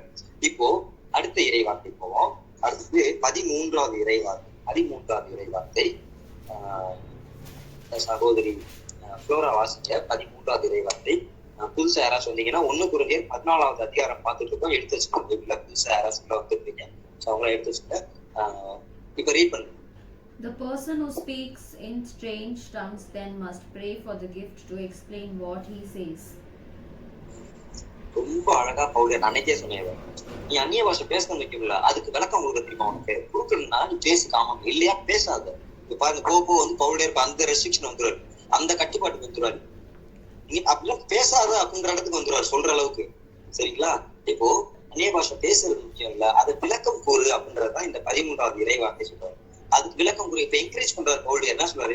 உனக்கு அந்த கிஃப்ட் இருக்குங்களா? உங்களுக்கு நம்ம குழுல எத்தனை பேர் இருக்கோம், உங்களுக்கு அந்த கிஃப்ட் இருக்கா? யாருக்காச்சும் அந்நிய பாஷை இருந்துச்சுன்னா நீங்க என்ன பண்ணணுமா? பவுலர் என்ன சொல்றாரு? நம்மளை என்கரேஜ் பண்றாரு. அதே ஆவியானவர்கிட்ட இந்த இதை கொடுத்த ஆவியானவர் அதையும் கொடுப்பாரு. என்ன கேளு, நீ அந்நிய பாஷை பேசுற இல்லையா, அதை பேசிட்டு அதோடைய விளக்கம் என்னன்றது சொல்றதுக்கான கொடையும் கேளு அப்படின்னு சொல்லி நமக்கு என்கரேஜ் பண்றாரு. அடுத்து 14வது இறைவார்த்தை வாசிப்போம். சகோதரி அமலா வாசிக்க முடியுமா? 14வது அதிகாரம் 14வது இறைவார்த்தை 14. பிரதர் இப்பதான் ஜாயின் பண்ணிருக்கேன். வேற யாராவது வாசிக்கிட்டு 14. நான் பரவச நிலையில் இறைவனிடம் வேண்டும் போது என்னிடம் செயலாற்றும் தூய ஆவியாரே இறைவேண்டல் செய்கிறார். என் அறிவுக்கு அங்கு வேலை இல்லை. இப்ப புரிதல நான் அன்னைக்கு சொன்னேன். என்னுடைய அனுபவத்தை கூட நான் சொன்னேன்.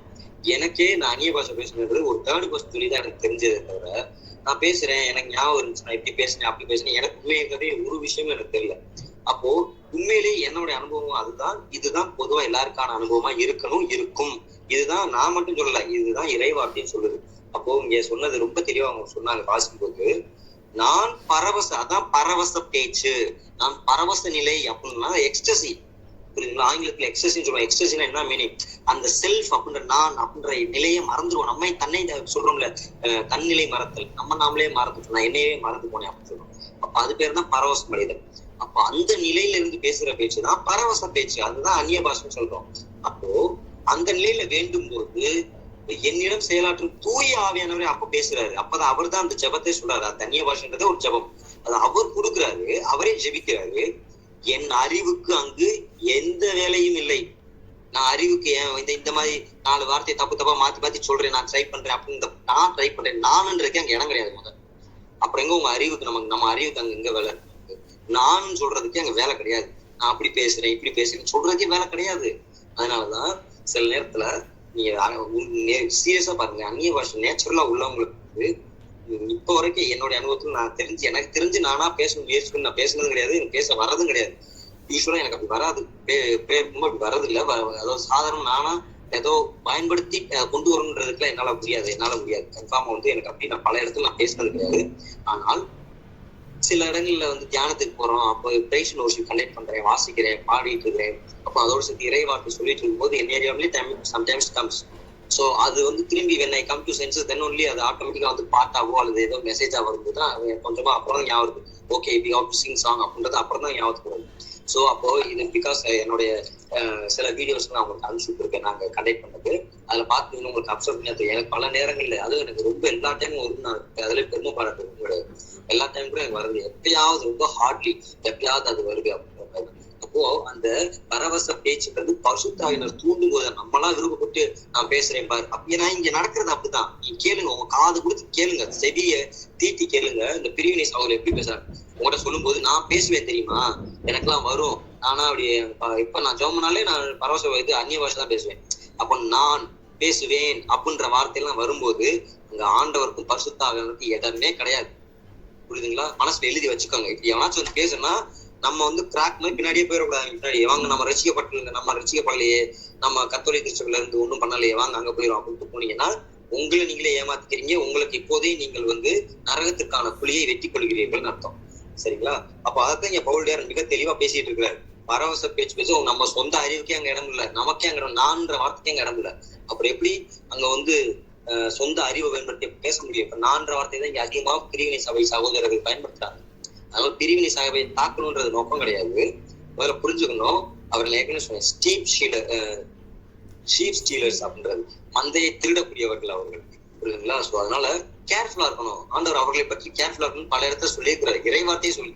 அதெல்லாம் அடுத்த வகுப்புல போக பார்த்துருக்கோம். அடுத்தது நம்ம பார்க்கும்போது இறைவார்த்தை 15 இறைவார்த்தை 15 வாசிக்க போறோம். இப்ப இந்த இறைவார்த்தை 15 சகோதரி குழந்தை தெரசு வாசிங்க. இறைவார்த்தை 15. இந்த நிலையில் நான் செய்ய வேண்டியது என தூய ஆவியால் ஆட்கொள்ள வேண்டும்.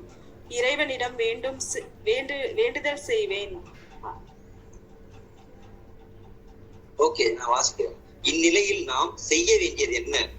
தூய ஆவியால் ஆட்கொள்ளப்பட்டு இறைவேண்டல் செய்வேன். அறிவோடும் இறைவேண்டல் செய்வேன். தூய ஆவியால் ஆட்கொள்ளப்பட்டு திருப்பாடல் பாடுவேன். அறிவோடும் திருப்பாடல் பாடுவேன். நல்லா கவனிங்க, இந்த வார்த்தையெல்லாம் பாருங்க. பாடுவேன். அப்ப சிங்குலரா பேசிட்டு இருக்கிற இதே பவுலடியார் அந்நிய பாஷை பேசுவேன்ற வார்த்தை பயன்படுத்துற. இதெல்லாம் கவனிக்கணும். இந்த வார்த்தையை ரொம்ப நல்லா கவனிக்கணும். இங்க வந்து என்ன சொல்றாரு? அந்த யாரோ மைக் ஆன் வச்சிருக்கீங்க, கொஞ்சம் க்ளோஸ் பண்ணுங்க. கேள்வி இருந்தா கேளுங்க, நோ ப்ராப்ளம். கேள்வி இருந்தா கேளுங்க. பிரதர் சாரி டிஸ்டர்பன்ஸ்க்கு. அதிகாரம் இடையில ஜாயின் பண்ணதுனால நோட் பண்ணல பிரதர். 14வது அதிகாரம் 1 கொரிந்தியர் 14வது அதிகாரம் 15வது இறைவாக்குல இருக்கணும். சரி, அப்போ இந்நிலையில் நான் செய்ய வேண்டியது என்ன? தூய ஆவியால் ஆட்கொள்ளப்பட்டு இறைவேண்டல் செய்வேன். புரியுங்களா? அவ கரெக்டா சொல்றாங்க. தூய ஆவியால் ஆட்கொள்ளப்பட்டு இறைவேண்டல் செய்வேன்னா அப்போ என்னுடைய அறிவினா நான் என்னுடைய சுய நினைவோடு நான் ஜெபிக்க முடியும். தூய ஆவியை நான் தூண்டும் போது. அப்போ அது ஒன்று. அடுத்து என்ன சொல்றாரு? அறிவோடும் இறைவேண்டல் செய்வேன். அறிவோடும் இறைவேண்டல் செய்வேன். ஓகே. அடுத்து தூய ஆவியால் ஆட்கொள்ளப்பட்டு திருப்பாடல் பாடுவேன். பாட்டு பாடுறதோ இல்ல திருப்பாடல், நம்ம திருப்பாடல் வாசிக்கிறோம் இல்லையா, அது அவங்க பாடுவாங்க யூதர்கள். அப்போ அந்த மாதிரி நான் பாடுவேன். அடுத்து அறிவோடும் திருப்பாடல் பாடுவேன். இப்போ இதுல எங்கேயாவது நான் வந்து தூய ஆவியால் ஆட்கொள்ளப்பட்டு ஏற்கனவே சொல்லிட்டாரு பரவச பேச்சு பேசுறேன் அப்படிதான். நான் வந்து என்னோட அறிவை பயன்படுத்தி பரவச பேச்சு பேசுவேன் அப்படின்னு நீங்க பயன்படுத்தவே இல்லை இந்த வார்த்தையை. அப்போ இதெல்லாம் நல்லா தெளிவா புரிஞ்சுக்கணும். இந்த வார்த்தைகள் மிக மிக முக்கியமான வார்த்தைகள். அப்போ இங்க வந்து அறிவு தெளிவோடு பேசுகிறவர்கள் தான் இங்க நிறைய பேர் இருக்காங்க. அவங்கதான் தங்களை வந்து பெருமை பிதற்றி கொள்கிறார்கள். நாங்க அந்நிய பாஷை பேசுவோம், உங்களுக்கு தெரியாதான்னு சொல்லி. அதனால அப்படிலாம் யாராச்சும் பேசினாங்கன்னா ரொம்ப சந்தோஷம், நீங்க தொடர்ந்து பேசிக்கிட்டே இருங்க, எங்களுக்கு தெரிஞ்ச தமிழ் மொழியிலே நாங்க ஆண்டவரை வந்து நாங்க பேசுகிறோம்னு சொல்லிட்டு விட்டுட்டு டீசெண்டா போயிருக்கு. சரிங்களா? அதனால உங்களை நீங்களே குழப்பிக் கொள்ள வேண்டாம். உங்களுக்கு அப்படி அந்நிய பாஷை மீது அக்கறை இருந்தால் பரிசுத்த ஆவியினர் மீது முதல் அக்கறை வரணும். அந்நிய பாஷைகளை வரக்கூடாது. முதல் பரிசுத்த ஆவியினர் மீது அக்கறை நமக்கு வரணும். அப்புறம் பரிசுத்த ஆவியினர் நம்ம கேட்கும்போது அவரே உங்களுக்கு என்ன வேண்டுதல் வேணும், என்ன படை வேணும், நீங்க பர்சனலா அவர்கிட்ட பேசுங்க, கேளுங்க. அவர் உங்களுக்கு கொடுக்காமல் போக மாட்டார். அதான் நான் சொன்னேன், யோவான் ஆண்டவர் சொன்ன என்னுடைய பேரால் நீங்கள் தூய ஆவியை கேட்கும்போது தந்தை உங்களுக்கு தராமல் இருப்பாரோன்னு கேட்கிறாரு. லூக்கான செய்யல. அப்போ பரிசுத்த ஆவியினர் இயேசுவின் பேரால் கேட்டா நிச்சயம் கொடுப்பாரு. இயேசு அதுக்கு தான் அனுப்பி வைத்தார் பரிசுத்த ஆவியினர், உங்களுக்கும் எனக்கும் ஆகும். அப்போ நிச்சயமா கொடுப்பாரு. நம்ம பரிசுத்த ஆவியை கேட்டா பரிசுத்த ஆவியை நமக்குள்ள வந்துட்டாலே அவரோட கொடைகளும் சேர்ந்து வந்துடும். அப்போ உங்களுக்கு எந்த மாதிரியான அருங்கொடைகள் வேணுமோ அதை நம்ம பெற்றுக்கொள்ளலாம் அப்படின்றது. அடுத்தது 16வது இறை வார்த்தை வாசிக்கிறோம். 16வது இறை வார்த்தை சகோதரி அமலா வாசிங்க. 16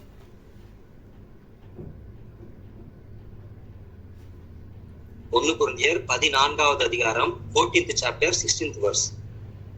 சகோதரி அமலா வாசிக்கிறீங்களா இல்ல அர்த்தம்?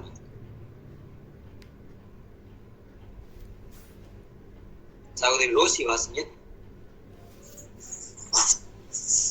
இல்லையில் நீங்கள் தூய ஆவியால் ஆட்கொள்ளப்பட்டு கடவுளை போற்றும் போது அங்கு அமர்ந்திருக்கும் பொதுமக்கள் நீங்கள் நன்றி செலுத்தி செய்யும் இறைவேண்டலுக்கு எவ்வாறு ஆமேன் என சொல்ல முடியும்? நீங்கள் சொல்வதுதான் அவர்களுக்கு விளங்கவில்லையே.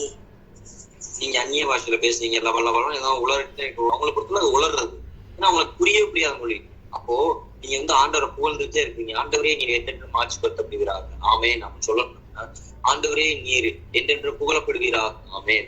ஆண்டவரே நீ இன்னும் மண்ணும் படைத்தவர் நீர், நீரே என்றென்றைக்கும் எங்கள் தலைவரம், ஆமேன். ஆண்டவர் அதை அங்கீகரிக்கிறோம், ஆமேன் சொல்றது ஆம் என்கிறோம். அப்போ அப்படியே நிகழட்டும் என்கிறோம். அப்போ இதெல்லாம் சொல்லும் போது நம்ம ஆமேன்னு சொல்லி நம்ம பதில் மொழி கொடுப்போமே. இப்படிப்பட்ட மொழியில பேசினா எவன் பதில் மொழி கொடுப்பான்? யார் ஆமேன்னு சொல்லுவாங்க? சொல்லுங்க. யாருக்குமே புரியாத மொழி. அப்போ இது பொது வழிபாடு. அப்படி இப்போது இந்த பொது வழிபாடை பத்தி தான் பவுலியார் சொல்லுங்க.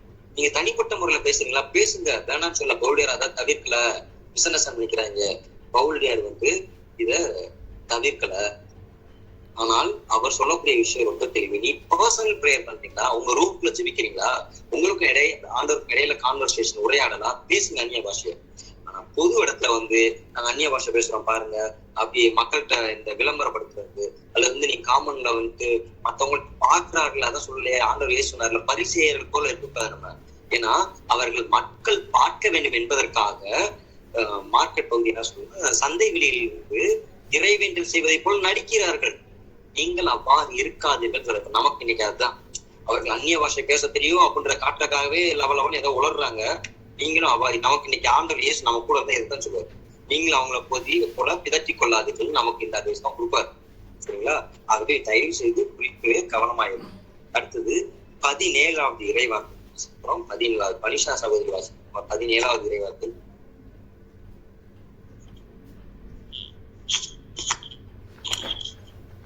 நீங்கள் நன்றாகத்தான் நன்றி செலுத்தி இறைவனிடம் வேண்டுகிறீர்கள், ஆனால் அது பிறரது வளர்ச்சிக்கு உதவவில்லையே. நீ அந்நிய பாஷை பேசும்போது நன்றி சொல்ற, அதுல பல விதமான அந்நிய பாஷை பல பாஷைகள்ல சொல்லி அந்த ஏஞ்சலிக் லாங்குவேஜ், வானதூதருடைய மொழிகள்ல நீங்க ஆண்டவரை புகழ்றீங்க. ஆனா அங்க அதுதான் பலருக்கு இங்க விளங்கலையே அப்படின்னு சொல்லி கேள்வி எழுப்புறாரு பவுலியார். அடுத்து 18வது இறைவார்த்தை சகோதரி ஆலிஸ் வாசிக்க முடியுமா? 1 கொரிந்தியர் 14வது அதிகாரம் 18வது இறைவார்த்தை சகோதரி ஆலிஸ்.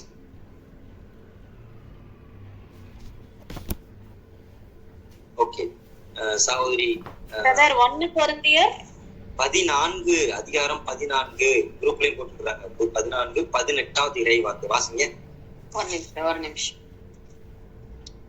எல்லாரும் தயவுசெய்து எடுத்து வைங்க, தயவுசெய்து கேட்காங்க, ரெடியா எடுத்துச்சுங்க, எல்லாத்துக்கும் வாய்ப்பு கொடுக்கேன். 14 18. ஒரு நிமிஷம். நான் உங்கள் அனைவரையும் விட மிகுதியாக பரவச பேச்சு பேசுகிறேன், அதற்காக கடவுளுக்கு நன்றி செலுத்துகிறேன். 19 வாசிங்க.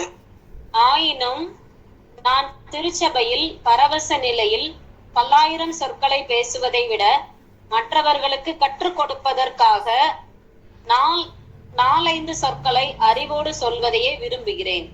ஓகே, பாருங்க, நான் இப்ப உங்களுக்கு கிளாஸ் எடுத்துட்டு இருக்கேன். நான் உங்களுக்கு புரியாத லாங்குவேஜ்ல ஏதாவது லெவலும் திரும்ப கத்திட்டே இருந்துச்சு. இத்தனை பேர் இப்ப ஆல்மோஸ்ட் ஒரு 18-15 பேர் இருக்கிறீங்க. இத்தனை பேர் இருப்பீங்கன்னு நினைக்கிறீங்க? சத்தியமா வாய்ப்பில்லை, எல்லாம் கலந்து போய் நான் ஒருத்தையும் மட்டும் இந்த காலை ஆன் பண்ணிட்டு நான் வாட்டுக்கு மைக் கத்திட்டே இருக்க வேண்டியதான். இதுதான் நடக்கும்.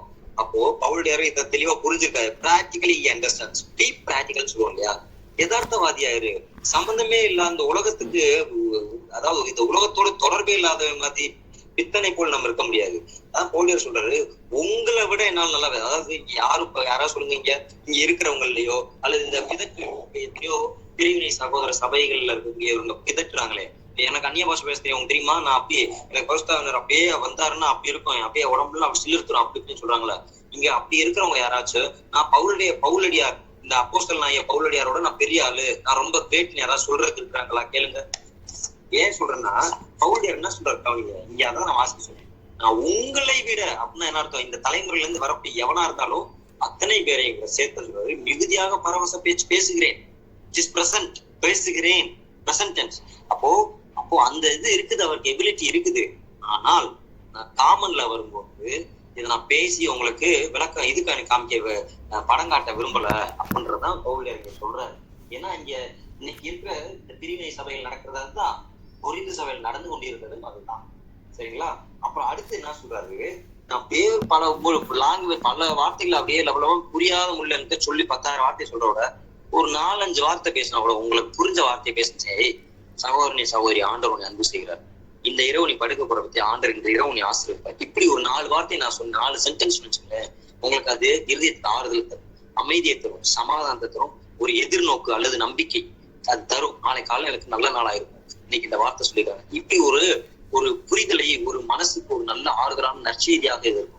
இதை விட்டுட்டு புரியாத ஒரு வார்த்தையில 100 மொழி நான் 100 வார்த்தை நான் சொன்னா கூட உங்களுக்கு ஒரு கன்றாய் விளங்காது, எதோ சொன்னாங்க அப்படின்னு நம்ம போயிடுவோம். நம்ம அதனாலதான் பவுலுடைய சொல்லக்கூடிய விஷயம் இதுதான். மிக தெளிவுபட பரவச பேச்சு பேசுறதை பற்றி குறிப்பிட்டார். அடுத்ததாக நாம் 20-21 இறை வார்த்தையை வாசிக்கிறோம். 20-21 சகோதரி ஆலிஸ் தயாரா இருக்கீங்களா? வாசிக்கலாமா? 20-21 இறை வார்த்தை. சரி, தயாரில்லைன்னா அப்புறம் சகோதரி அமலா.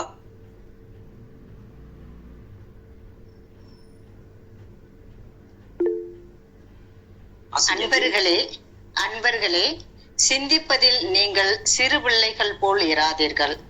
தீங்கு செய்வதில் குழந்தைகள் போலவும் சிந்திப்பதில் முதிர்ச்சி அடைந்தவர்கள் போலவும் இருங்கள். வேற்று மொழியினராலும் புரியாத மொழி கொண்டோர் மூலமும் இம்மக்களுக்கு பாடம் கற்பிப்பார். அப்போது எனக்கு அவர்கள் செவி கொடுக்க மாட்டார்கள் என்றார் ஆண்டவர் என்று திருச்சட்டத்தில் எழுதியுள்ளது. அதான் பவுலியர் திருச்சட்டத்தில் எழுதி உள்ளது அப்படின்ற இடத்துல அதை நமக்கு புரியும்படிய எசாயா இறைவாக்கினர்கள் எழுதப்பட்ட இறைவார்த்தை தான். எசாயா இறைவாக்கினர் தான் அதை சொல்றாரு. அப்போ என்ன சொல்றாரு, இது நமக்கான அட்வைஸ், நம்ம எல்லாருக்கான அட்வைஸ், இந்த கிளாஸ் அட்டன் பண்ற எல்லாருக்கும் அட்வைஸ். அந்நிய பாஷை பேசுறேன், ரசிக்கப்பட்ட இந்த மாதிரி காசு சொல்லிட்டு வராங்கன்னு சொல்லிட்டு. ஏன்னா இன்னைக்கு அதான் நான் சொல்றேன், நம்ம கேட்கிறோம் பாருங்க, உண்மையிலே சொல்லி நீங்க சீரியஸா அதை கேட்டீங்கன்னா உங்க குடும்பம், நம்ம குடும்பத்துக்கு எத்தனை பேர் இருக்கோம்ல, நம்ம குடும்பத்துல மனசாட்சி தொட்டு சொன்ன எல்லா குடும்பத்திலயும் இந்த கூட்டணிக்காரங்க ஆள் இருக்காங்க. உங்களுக்கு மிக நெருக்கமான சொந்தம் உங்க குடும்பத்துல இந்த வீட்டுல இருந்தே போறவங்க, சபைகளுக்கு போறவங்க இருக்கத்தான் செய்கிறீர்கள். அது உங்களுடைய ரொம்ப நெருங்கிய உடன் பிறந்தவர்கள் எல்லாம் போய்தான் இருக்கிறாங்க.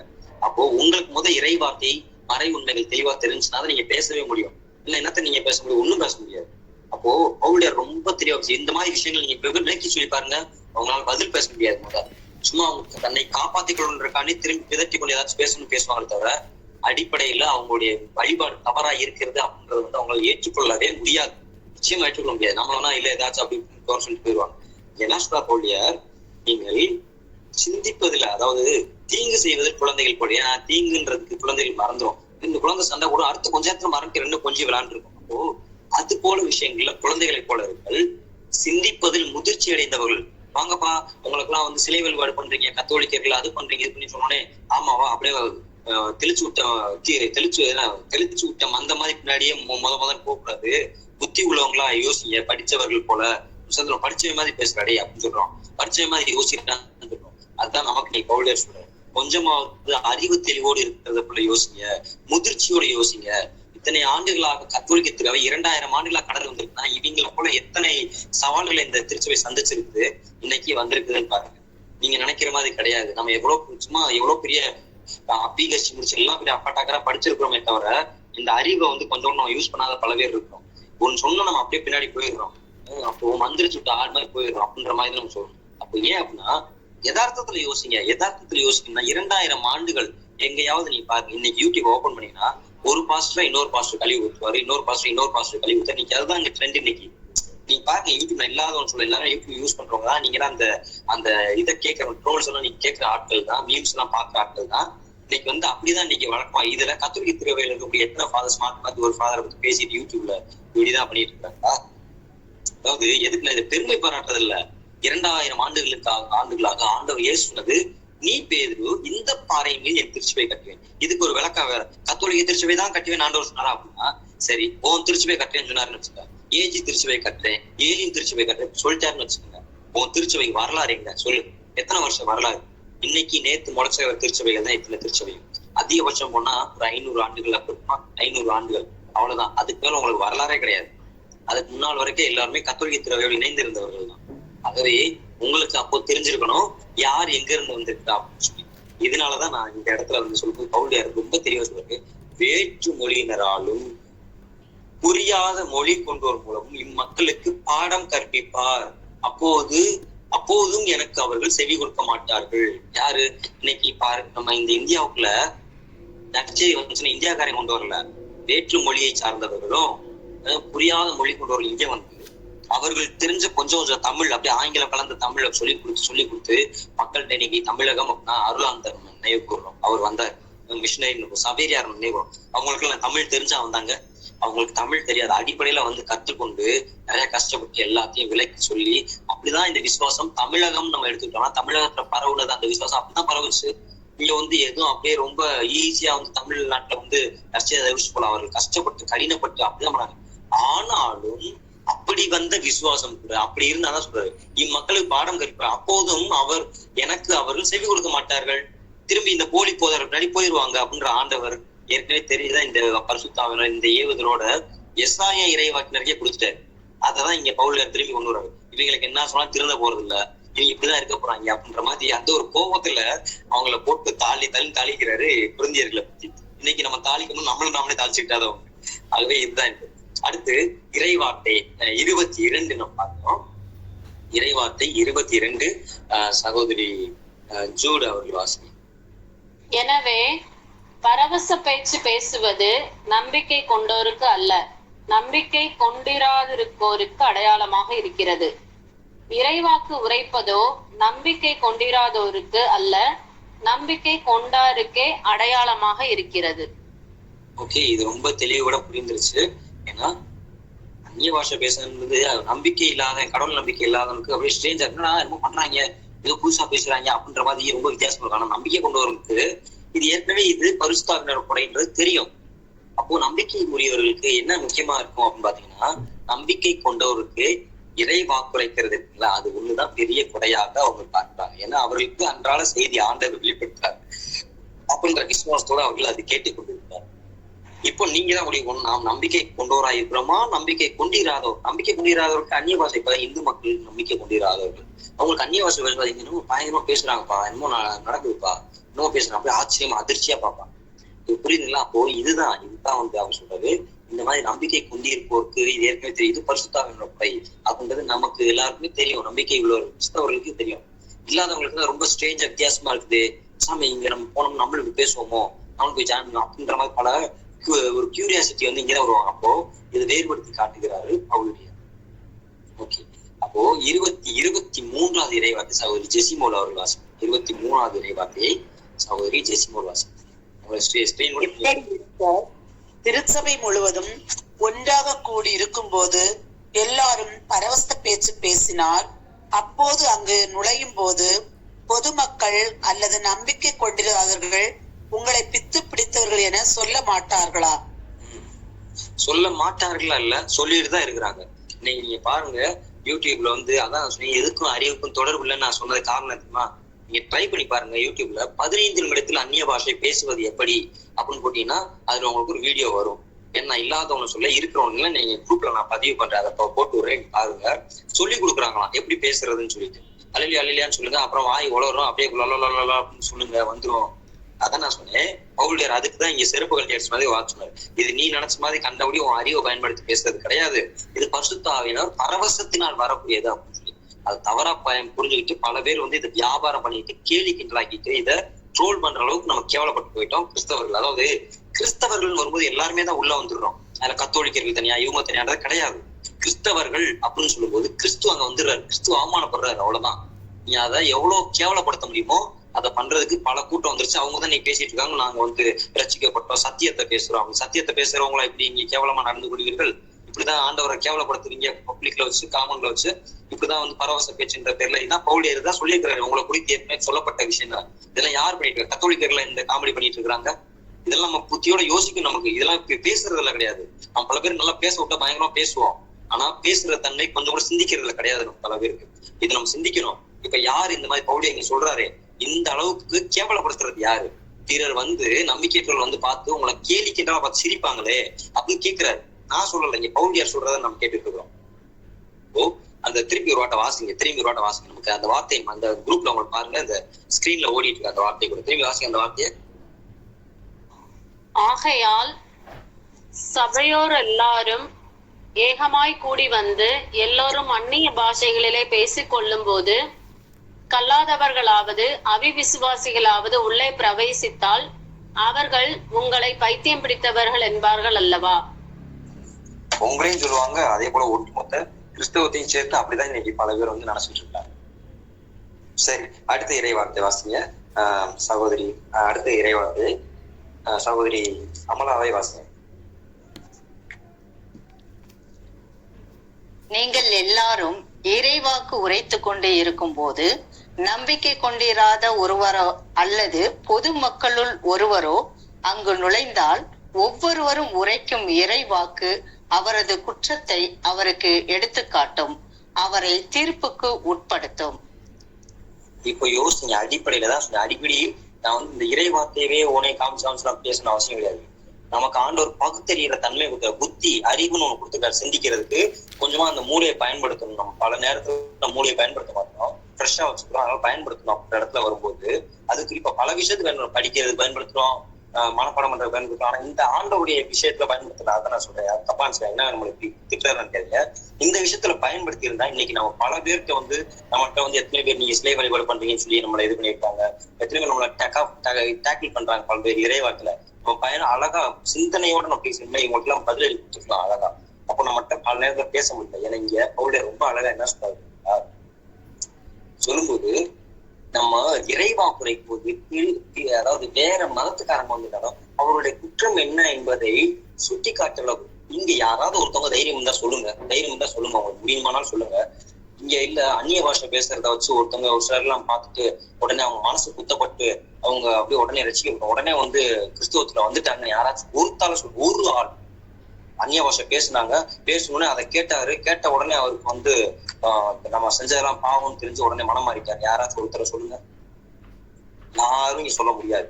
ஏன் சபைகள் நடத்துறவனே முதல்ல யாரும் சொல்ல முடியாது. என்ன ஒரு கதையை வேணா கலக்கி விடலாம், நிச்சயம் சொல்ல முடியாது.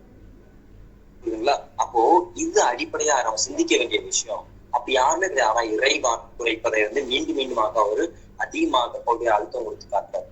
சரி, அடுத்த இறைவாக்கு இப்போ அடுத்த இறைவார்த்தை சகோதரி பபிதா அவர் பேசுறாங்க.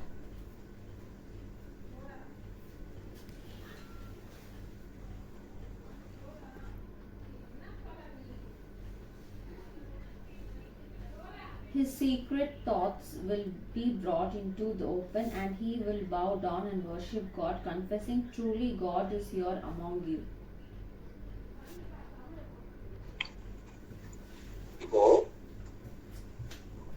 நீ இறைவாக்குரைக்கிறது அப்படின்ற இடத்துல வரும்போது ரெண்டு விஷயம் இருக்கு. இறைவாக்கு எடுத்துரைக்கிறது மட்டும் கிடையாது. ஒரு மனுஷனுக்குள்ள இருக்கக்கூடிய இறைவாக்குரைத்தல் அப்படின்னா வெளிப்படுத்துதல் புரிச்சு வெளிப்படுத்துதல். ஒரு மனுஷனுக்கு உள்ள கிடக்கூடிய அந்தரம். ஒரு எடுத்துக்காட்டு, அருள் தந்தை பாதிரை புனித பியோ இருக்கிறாரு. ஒரு சிலர் வந்து அப்போ அவர் ஒப்புரவு அரிசாங்க போய் பல பேர் அவர்கிட்ட தேடி போய் நான் அவர்கிட்ட தான் போய் ஒப்புரவு போய் உட்கார போனாங்க. அப்போ பலர் வந்து ஏமாத்து நோக்கத்தோட வந்து சில பாவங்களை சொல்ல மனசு இல்லாம அப்படி அமைதியா இருக்கும்போது அவர் கேள்வி பண்ணிக்க பியோசாமி என்ன சொல்றாரு, நீ வாழ்க்கை இந்த பாவம்லாம் செய்யற, ஏன் சொல்லாம இருக்க, சொல்லு அதையும். அப்போ பாவசீத்துல பண்ண போனவனுக்குலாம் பகீர்னு ஆயிடுச்சு. என்னடா நம்ம செஞ்ச பாவம் எத்தனையோ வருஷம் முன்னாடி செஞ்ச பாவம் இப்ப இவ்வளவு தெளிவா எடுத்து சொல்ற பரிசுத்தாவியானவர் அத்தனையும் வெளிப்படுத்தி காட்டினார் அப்படின்னு பாக்குறோம். அதனாலவே எண்ணிக்கை பெருகிற சில பேர் என்ன நோக்கத்துக்கு வந்தாங்கன்னா, எனக்கு பல பாவங்கள் பழைய பாவங்கள் ஞாபகம் இல்லை, ஆனா பாதிரி பியோட்ட போனேன்னா நான் பாவசீத்தை செய்யும்போது அவர் எனக்கு மறந்து போன பாவங்களை நினைவூட்டுவார்ன்ற நம்பிக்கையோட வந்தாங்க. அதை செய்தார் அப்படின்னா அவர் செய்யல, பரிசுத்தாவினோட தூண்டுதலால அந்த மக்களுக்கு அப்படி உதவி செய்து அவருடைய பாவத்தை முழுமையா அறிக்கைட்டு நல்ல பாவசீகத்துல செய்வதற்கு இந்த பியோ உதவினார். ஆண்டவரும் அவரை பயன்படுத்தினார். அப்போ இதுதான் இறைவாக்குரைக்கும் போது இவ்வளவு நன்மைகள் இருக்கு. அந்நிய பாஷை பேசுறேன்னு சொல்லி யாருக்கும் எந்த பயனும் பிரோஜனமும் இல்லாம போயிட்டு இருக்கு அப்படின்றதான் அவருடைய வருத்தத்தோட சொல்றாரு. சரிங்களா? அப்போ இறைவார்த்தை இப்ப நம்ம வந்து இப்ப 26 வாசிக்கலாம். சரிங்களா? 26 பெரிய இறைவார்த்தை தான். இப்போ இறைவார்த்தை 26 வாசிக்கிறோம்.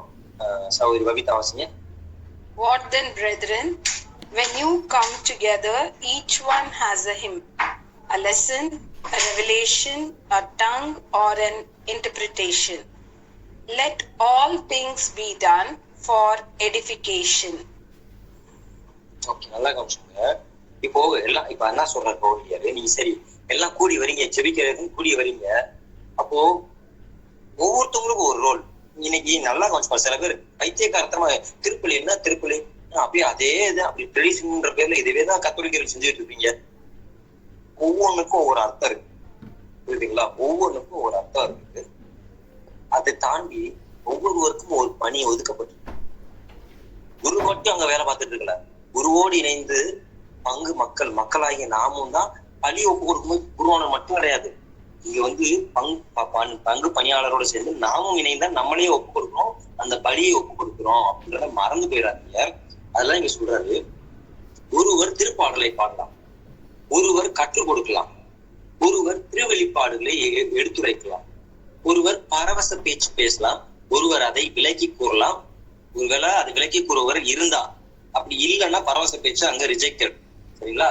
அனைத்தும் திருச்சபையை கட்டி எழுப்பும் வகையில் நடைபெற வேண்டும். தன்னுடைய பெருமைக்கும் புகழுக்கும் அவன் இல்ல, திருச்சபையை கட்டி எழுப்பும் நோக்கத்துக்காக தான் இதை எல்லாமே இருக்க வேண்டும் அப்படின்ற. அப்போ இதுல நாம எல்லோருமே இன்க்ளூடட். அது பேர் தான் திருச்சபை. ஒரு ஆள் மட்டும் எல்லாத்தையும் செய்யறது திருச்சபை கிடையாது. இப்ப அடுத்தது 27வது இறைவார்த்தை. 27வது இறைவார்த்தை சகோதரி பனிஷா வாசிங்க.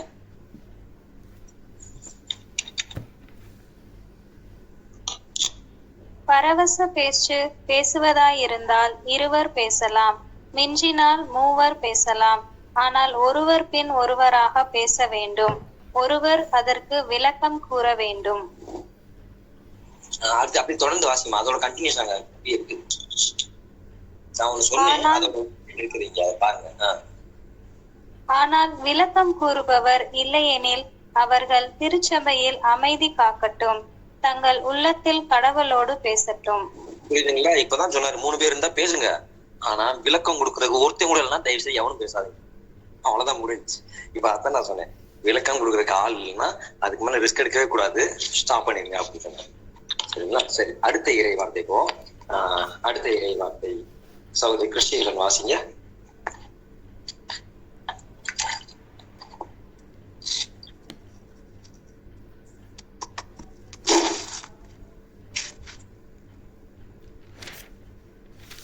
நேரம் ஆகுதுமா, சீக்கிரம் வாசிங்க, எல்லாம் அடுத்த. நீங்கள் அனைவரும் ஒருவர் பின் ஒருவராக இறைவாக்கு உரைக்கலாம், அப்போதுதான் நீங்கள் அனைவரும் கற்றுக்கொள்ளவும் ஊக்கம் பெறவும் இயலும். திரும்பி வந்து சொல்லக்கூடிய இறைவாக்கு உரைக்கிறது, ஒருவன் பிற ஒருவராக எல்லாரும் இறைவாக்கு உரைக்கலாம் அப்படின்றது. ஏன்னா ஏன் அதை சொல்றாரு அப்படின்னா, அது கத்தோலிக்க திருவையும் ஏற்றுக்கொள்கிறது. இறைவாக்கு உரைக்கிறதுக்கு லே பீப்புளுக்கு திருச்சபை அனுமதி கொடுக்குது. இப்போ இல்ல, முன்னாடி இந்த 2ஆம் வத்திக்கான் சங்கத்துக்கு பிறகு அந்த அனுமதி உண்டு. ஏன் அப்படின்னா, நம்ம எல்லோருக்குமே நமக்கு தெரியுமா தெரியல, உங்களுக்கு பல பேருக்கு 2 வகையான குருத்துவம், பணி குருத்துவம், பொது குருத்துவம் பேசுறோம்.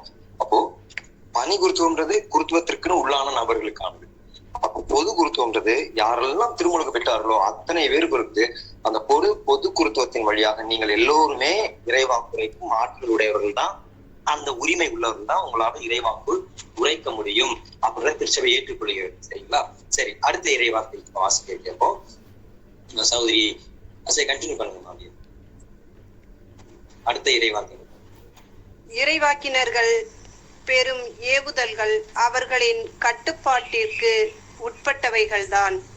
ஏனெனில் கடவுள் குழப்பத்தை ஏற்படுத்துபவர் அல்ல, அமைதியை ஏற்படுத்துபவர்.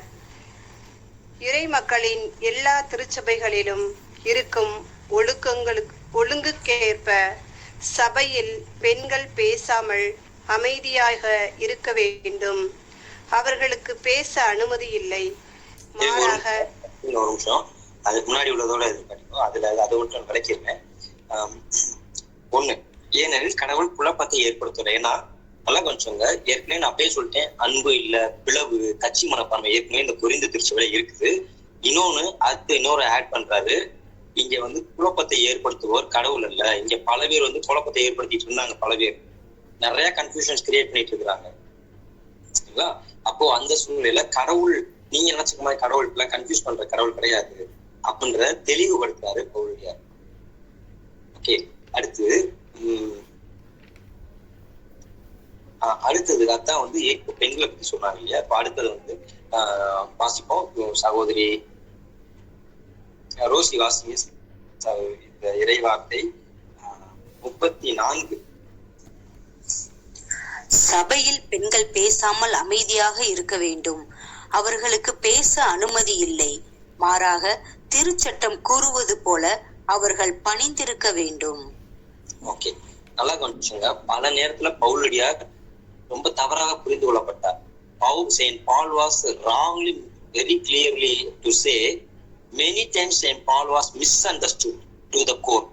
Misunderstood. ஏன்னா பவுலடியார் பாரு எப்ப பார்த்தாலும் பெண்களுக்கு எதிராகவே பேசுறாரு அப்படின்ற ஒரு தாட் வந்துருச்சு எல்லாத்துக்கும். அப்படி கிடையாது. பெண்களுக்கு எதிராக பேசுன்ற அவசியம் கிடையவே கிடையாது. அதே பவுலடியார் இன்னொரு இடத்துல வந்து என்னதுன்னா குளோயி வீட்டாருக்கு அல்லது பிரிஸ்கில்லா அக்விலா இவருடைய குடும்பத்துல இது பண்ணும்போது அந்த பெண்களையும் சேர்த்துதான் அவர் பேச வைக்கிறார், நற்செய்தி அறிவிக்க வைக்கிறார். இதே கொரிந்து கம்யூனிட்டில. ஆனா ஏன் இந்த இடத்துல இப்படி பேசினார் அப்படின்னா, இதுக்கு நீங்க நூல்ல இந்த இறைவார்த்தை நீங்க வாசிக்கும் ஜஸ்ட் கமெண்ட்ரின்னு நம்ம சொல்லுவோம். அதெல்லாம் கொஞ்சம் வரலாறு இணைந்து வரும். நீங்க இதுல கூட ரெஃபர் பண்ணலாம் கூகுள்ல. இந்த கமெண்ட்ரி பத்தி ரொம்ப தெளிவா சொல்லுவோம். இந்த டைம்ல கொரிந்தியர் கம்யூனிட்டியில பெண்களுக்கு வந்து இந்த அந்நிய பாஷை பேசுற வரம் வந்ததுக்கு அடுத்து ஒரு சிலர் என்ன பண்ணிட்டாங்க, ரொம்ப அதை வந்து பேச ஆரம்பிச்சாங்க. ரொம்ப பெருசா நாங்க தான் எங்களுக்கு எல்லாம் தெரியும் அப்படின்ட்டு ஓவர் டேக் பண்றது. பெண்கள் வந்து ஆண்களை விட எங்களுக்கு எல்லாம் தெரியுங்கிற மாதிரி ஓவர் டேக் பண்ணக்கூடிய சூழல் வர ஆரம்பிச்சிருச்சு. இதை பார்க்கும் போதுதான் பவுலடியார் கோவப்பட்டுதான் இந்த வார்த்தை. ஏன்னா இப்ப நான் சொல்றது இப்ப நான் சொல்லாம இல்லாத ஒண்ணு சொல்ல, இப்ப பவுலடியார் அது விளக்கம் சொல்றதுக்கான அடுத்ததும் இருக்குது. சோ அதனால இப்ப அடுத்தது நம்ம வாசிக்கும் போது இதற்கான மீனிங் கிடைக்கும். அதனால பெண்களை மட்டம் தட்டுறதுக்காக பவுலடியார் சொல்ல கிடையாது. குறிப்பா பல இடத்துல பெண்களை ஆதரிக்கிறார் பவுலடியார். ஆனா இந்த கொரிந்தியர்கள் திரும்புவதில் மட்டும்தான் பேசுறாரு. ஏன் அப்படின்னா, நான் சொன்னேன், ஒழுக்க ரீதியாக ரொம்ப சரியில்லாத வாழ்க்கையை வாழ்ந்து கொண்டிருக்கிற பெண்கள் பொதுவில் வந்துட்டு எனக்கு அந்நிய பாஷை பேச தெரியும், நான் ரொம்ப அபிஷேகம் வச்சிருக்கிறேன், எனக்குள்ள எல்லாம் இருக்குது, அப்படி இருக்கு சொல்லி பிதற்றி கொண்டிருந்தார்கள். இதெல்லாம் பார்த்துட்டு அவரால் பொறுத்திட முடியல. நீங்க ஆனா பவுலடியாருக்கு வந்து இன்னொன்று சொல்ற, திருத்துதர் பணியில வாசிக்கும் போது 16வது அதிகாரம் அதுல வாசிக்கும்போது நல்லா கொஞ்சம் பாருங்க, அதுல ஒரு வரும், நீங்க வாசித்து கூட பாருங்க. 16வது அதிகாரத்துல ஒரு குறி சொல்ற பெண் வந்து இவர் ஆண்டவருடைய ஆவியால் நிரப்பப்பட்டவர் அப்படின்னு பவுலடியாரை பாக்குறப்பெல்லாம் பேசிட்டு கடுப்பு வந்துருச்சு பவுலடியாருக்கு. ஒரு நாள் சாத்தான இந்த ஆவியை, கெட்ட ஆவியை இந்த பெண் இருந்து வெளியே போகும்போது அப்படின்னு சொல்லி செத்த ஆவியை வெளியே போக சொல்லி அனுப்பிச்சுடுறாரு. அப்போ ஏன் அப்படின்னா நல்லா கவனிச்சுங்க, பசுத்த ஆவியானவருக்கு வந்து பவுலடியாருக்கு வந்து சாதாரண நல்ல ஆண்டவர் புகழ்ந்த பெண்களை வளர்த்தெடுக்கிறதுல அவங்களை ஆதரிக்கிறது எந்த பிரச்சனையும் கிடையாது. ஆனால் இந்த மாதிரியான பெண்களை அதாவது தான் அகந்தை கொண்டவர்கள், பாவமான வாழ்க்கை வந்துட்டு ரொம்ப நல்லவங்க பாருங்க, அந்த பெண் தீய ஆவி ஆட்கொண்டதை வச்சு கொண்டு குறி சொல்றான். அந்த பெண் தான் பவுலடியார் வரும்போதெல்லாம், அவர் அந்த இடத்துல நற்செய்தி அறிவிக்க வரும்போதெல்லாம், நீங்க படம் செயின்ட் பால்ன்ற மூவி பாத்தீங்கன்னா கூட தெரியும்.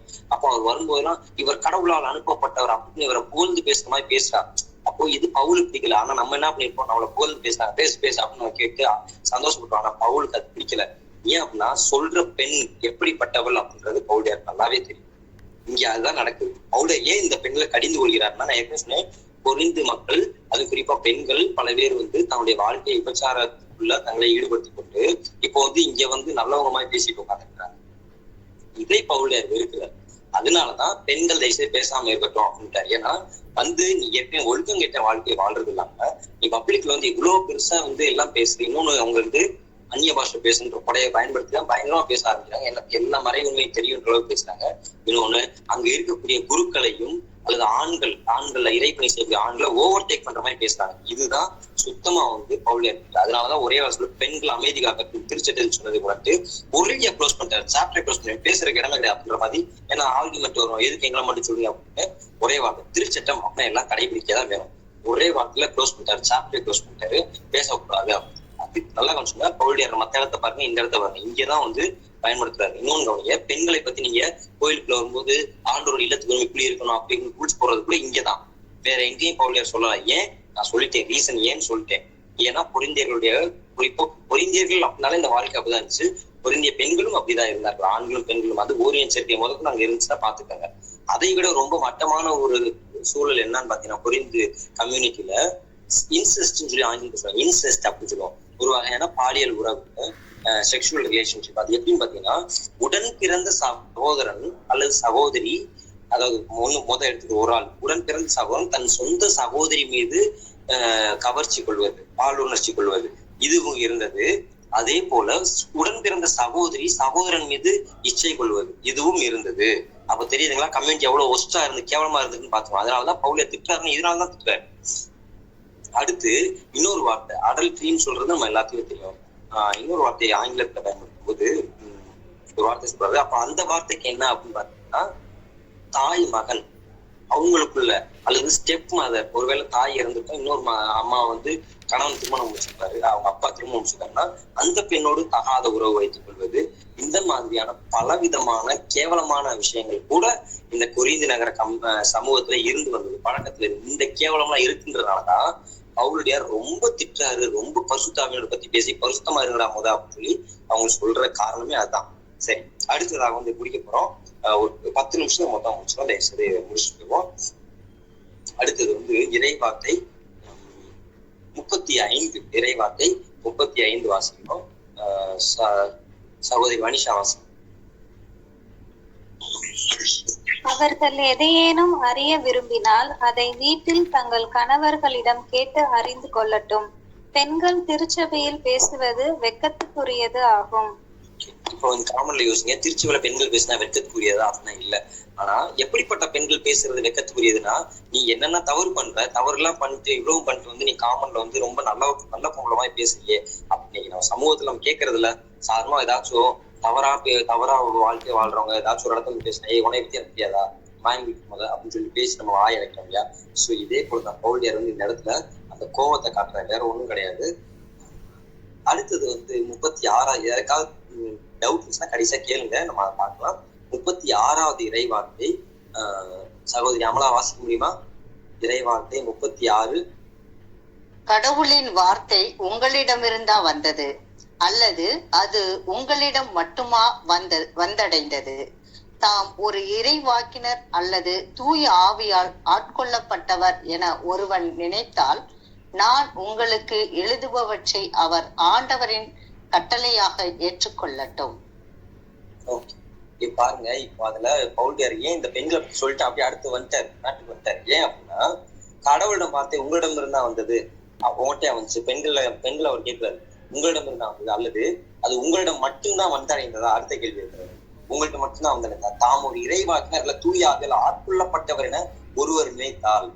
ஏன்னா இப்ப நான் சொன்னேன், பெண்கள் பல பேர் அப்படிதான் நினைச்சுக்கிட்டு தான் என்ற அகந்தையோட ஆடிக்கொண்டிருக்கார்கள். அது பாவ வாழ்க்கை வாழ முடியாது. அதான் நினைத்தால் நான் உங்களுக்கு எழுதுபவற்றை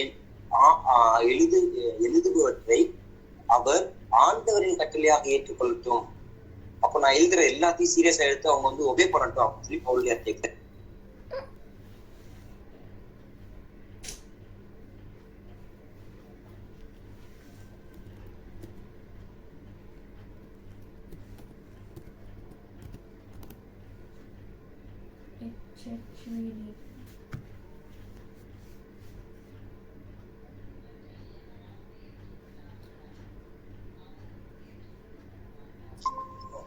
இப்போ யார் இதை ஏற்றுக்கொள்ளவில்லையோ அவர்களும் வந்து திருச்சபைக்குள்ள ஏற்றுக்கொள்ளப்பட மாட்டார்கள். அவ்வளவுதான். அப்போ ரூல்ஸ் இஸ் ரூல்ஸ் அவ்வளவுதான். பவுலியாருக்கு இதுல எக்ஸப்ஷன் கிடையாது. சரி நமக்கு தெரிஞ்சவங்க வேண்டியவங்க வேண்டாதவங்க எல்லாம் கிடையாது. காமன்லி ரூல்ஸ் தான் ரூல்ஸ் தான். அவ்வளவு யாருக்கும் வந்து எந்த பாகுபாடும் கிடையாது. அடுத்து இறுதியான கடைசி இறைவார்த்தை 39, 40 என்று ரெண்டுமே வந்து இணைந்திருக்கிறது. சகோதரி ஜூட் அவர்கள் வாசிங்க. இல்ல, ஓகே. சகோதரி ஜெசிமோல் வாசிங்க. 39, 40. 39 அப்பதான் 39, 40 சேர்த்து வாசிங்க. 39, 40. எனவே அன்பர்களே, இறைவாக்கு உரைக்க ஆர்வமாய் நாடுங்கள். பரவச பேச்சு பேசுவதையும் தடுக்காதீர்கள். ஆனால் அனைத்தும் பாங்காகவும் ஒழுங்காகவும் நடைபெற வேண்டும். அவ்வளவுதான். கன்க்ளூஷன் கொடுத்து முடிச்சிட்டாரு ஒரேடியா பவுலியார். நான் சொன்ன எல்லாமே, இதுக்கு முன்னாடி நான் சொன்னது எல்லாமே இதுல வந்துருச்சு. விளக்கமா கொடுத்த எல்லாமே வந்துருச்சு. பவுலியார் ஒரே வாசிட்டாரு, யாரும் வந்து பரவச பேச்சு பேச தடுக்க வேணாம். ஆனால் அதுக்கு ஒரு ரூல் சொல்லிட்டாரு, விளக்கம் கொடுக்குறக்கு ஆள் இருந்தா பண்ணு, இல்லைன்னா விட்டுரு போட்டு. அதனால இதை ஒரு எக்ஸப்ஷன் எடுத்துட்டு அதான் சொல்லிட்டாங்கல்ல, எல்லாத்தையும் பண்ண சொல்லிட்டாரு கடைசியா பவுலியார். பண்ணிடுவோம் அப்படின்றது இல்ல. விளக்கம் கொடுக்க ஆள் இல்லாட்டினா நீ பாத்துருங்க, ஆனா உங்களுடைய தனி ஜபத்துல தொடருங்கள். இது காமன்ல வர பிரேயர்ல தான் இது சொல்றாரு, பொது ஜபத்துல மக்கள் கூடுகிற இடத்துல. அப்போ இந்த இடத்துல பாருங்களேன், நம்ம ரொம்ப விரும்பி கேட்கிற ஒண்ணு இல்ல, பெர்க்மான்ஸ் ஃபாதர் சொல்றோம், அவர் பாட்டை கேட்கிறோம். அவரே பல இடத்துல இந்த தவறு செய்யதான் செய்யறாரு. எல்லாம் அந்நிய பாஷையில பேசுங்க, அல்லேலியா சொல்லுங்க, அப்படியே வந்துரும் உங்களுக்கு. எங்க யாரு இதெல்லாம் கற்றுக் கொடுத்தது? பவுல் விவிலியம் கற்றுக் கொடுக்குதா? அல்லேலியான்னு சொன்னா பரிசுத்த ஆவியனர் வந்துருவாரு. இப்ப அல்லேலியான்னு சொன்னா பரிசுத்த ஆவியனர் அந்நிய பாஷை கொடுத்துவாருன்னு எங்கேயாவது இருக்குதா பைபிள்ல? அப்போ நம்ம எப்படி மக்களை ஏமாற்றுகிறோம்னு பாருங்க தயவுசெய்து. இப்படிதான் மக்களை ஏமாற்றுகிறார்கள். புரியுதுங்களா? எங்கேயுமே அப்படி கிடையாது. பரிசுத்த ஆவியனர் நீ உண்மையா இருந்தாலே உனக்கு அந்த வரம் வரும் அப்படி சொல்லி கொடுக்குறீங்களா? பரிசுத்த ஆவியனர் நீ உண்மையா இரு, நீ பரிசுத்தம் வரும் உனக்கு அந்த கொடை கிடைக்கும்னு சொல்லி கொடுக்குறீங்களா? அதுக்கு உங்களுக்கு வக்கு இல்லை. அதை சொல்றதுக்கு யாருக்கு எந்த பாஸ்டர்களுக்கும் வக்கு இல்லை. ஆனா வந்து இப்படி பேசினா அப்படி பேசினா வந்துடும். அந்த அந்நிய பாஷை வச்சு என்ன பண்ண போறோம்? உன் சகோதரி என்னால அன்பு செய்ய முடியல. ஒரு அன்னை மரியாள், இயேசுவின் தாயான அன்னை மரியாள் உனக்கு அன்பு செய்ய முடியல. அவங்களை அவ்வளவு கேவலமா பேசுற, உனக்கு எப்படி பரிசுத்த ஆவியானவர் வந்து பேசுவாரு? நீ பேசுற அந்நிய பாஷை யார் சொல்ற?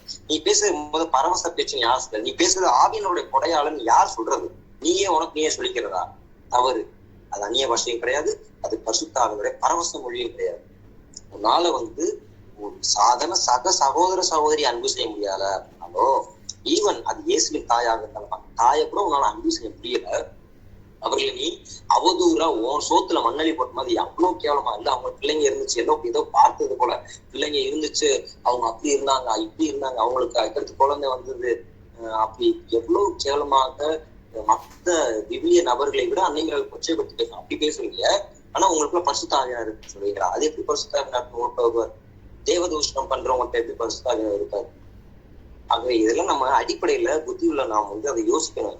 இதெல்லாம் யோசிக்கும் போது நிச்சயமா வந்து தவறான அந்த ஆடுகள் தவறி விலகி செல்வதற்கு நாம விலகி செல்ல மாட்டோம். அததான் இன்னைக்கு அந்நிய பாஷை பத்தி தெளிவா நான் குறிப்பிட்டு நான் எடுத்திருக்கிறேன். இப்போ உங்களுடைய நேரம். உங்களுக்கு சந்தேகம் ஏதாவது இடத்துல நான் சொன்னதில்லையோ அல்லது இன்னும் வேறு சில சந்தேகம் நான் அதை கவர் பண்ணலாம் அப்படின்னு சொன்னா இந்த தைரியமா இந்த இடத்த கேளுங்க. இல்லைன்னா இந்த வகுப்பு இதோட நிறைவடையுது. நம்ம அடுத்து சகோதரி ஒருத்தவங்க கேட்டிருந்தாங்க, அந்த தொடக்க நூல்ல இருக்கக்கூடிய கிரியேஷன் ஸ்டோரி, அதாவது படைப்பை பற்றி அந்த கதை வந்து அந்த தொடக்க நூல்ல ஆண்டவர் மனிதனை படைத்தது. அது வந்து 2 இருக்குது. ஏன் அப்படின்றத பத்தி அது ஒரு விளக்கம், ரொம்ப அழகான விளக்கம் இருக்கிறதுக்கு. ஏன் இரண்டு வித்தியாசமான நடைகள் இருக்கு அப்படின்றதுக்கு. அப்படி இல்லைன்னா அது அப்படி இன்னொரு கேள்வி கூட கேட்டிருந்தாங்க. கத்தோலிக்க திருவையில டாக்குமெண்ட்ஸ்ன்னு சொல்றோமே, அதாவது வத்திகான் சங்கம் 7 அதுன்னு என்னமோ சொல்றோம். அப்புறம் கேட்டிசம் ஆஃப் த கேத்தலிக் சர்ச்னு ஒரு புத்தகம் சொல்றோம். இதெல்லாம் என்ன, அது எதுக்கு இதெல்லாம் இருக்குது? ட்ரெடிஷன் சொல்றோம், கத்தோலிக் திருச்சபையில வந்து பாரம்பரியம், அதெல்லாம் என்னதுன்னு கேட்கிறாங்க. அதனால அதை ஒரு நாள் விளக்கம் கொடுக்கணும் உங்களுக்கு. ஏன்னா இதெல்லாம் நீங்க தெரிஞ்சிருச்சுன்னா நீங்க வந்து இந்த மாதிரியான முட்டாள்களுடைய கேள்விக்கு ஒருபோதும் நீங்க தோற்று போக மாட்டீங்க. அவங்க கேள்விக்கு முன்னாடி நீங்க சாதாரண அடிப்படையில 2-3 கேள்வி கேட்டீங்கன்னா அதுக்கு அவங்களால பதில் சொல்ல முடியாது. நிச்சயமா அவங்க உங்கள்கிட்ட இருந்து ஓடிதான் ஆகும். நம்ம ஓட வேண்டிய அவசியம் கிடையாது. இப்போ உங்களுடைய நேரம். கேள்வி இருந்தா கேளுங்கம்மா.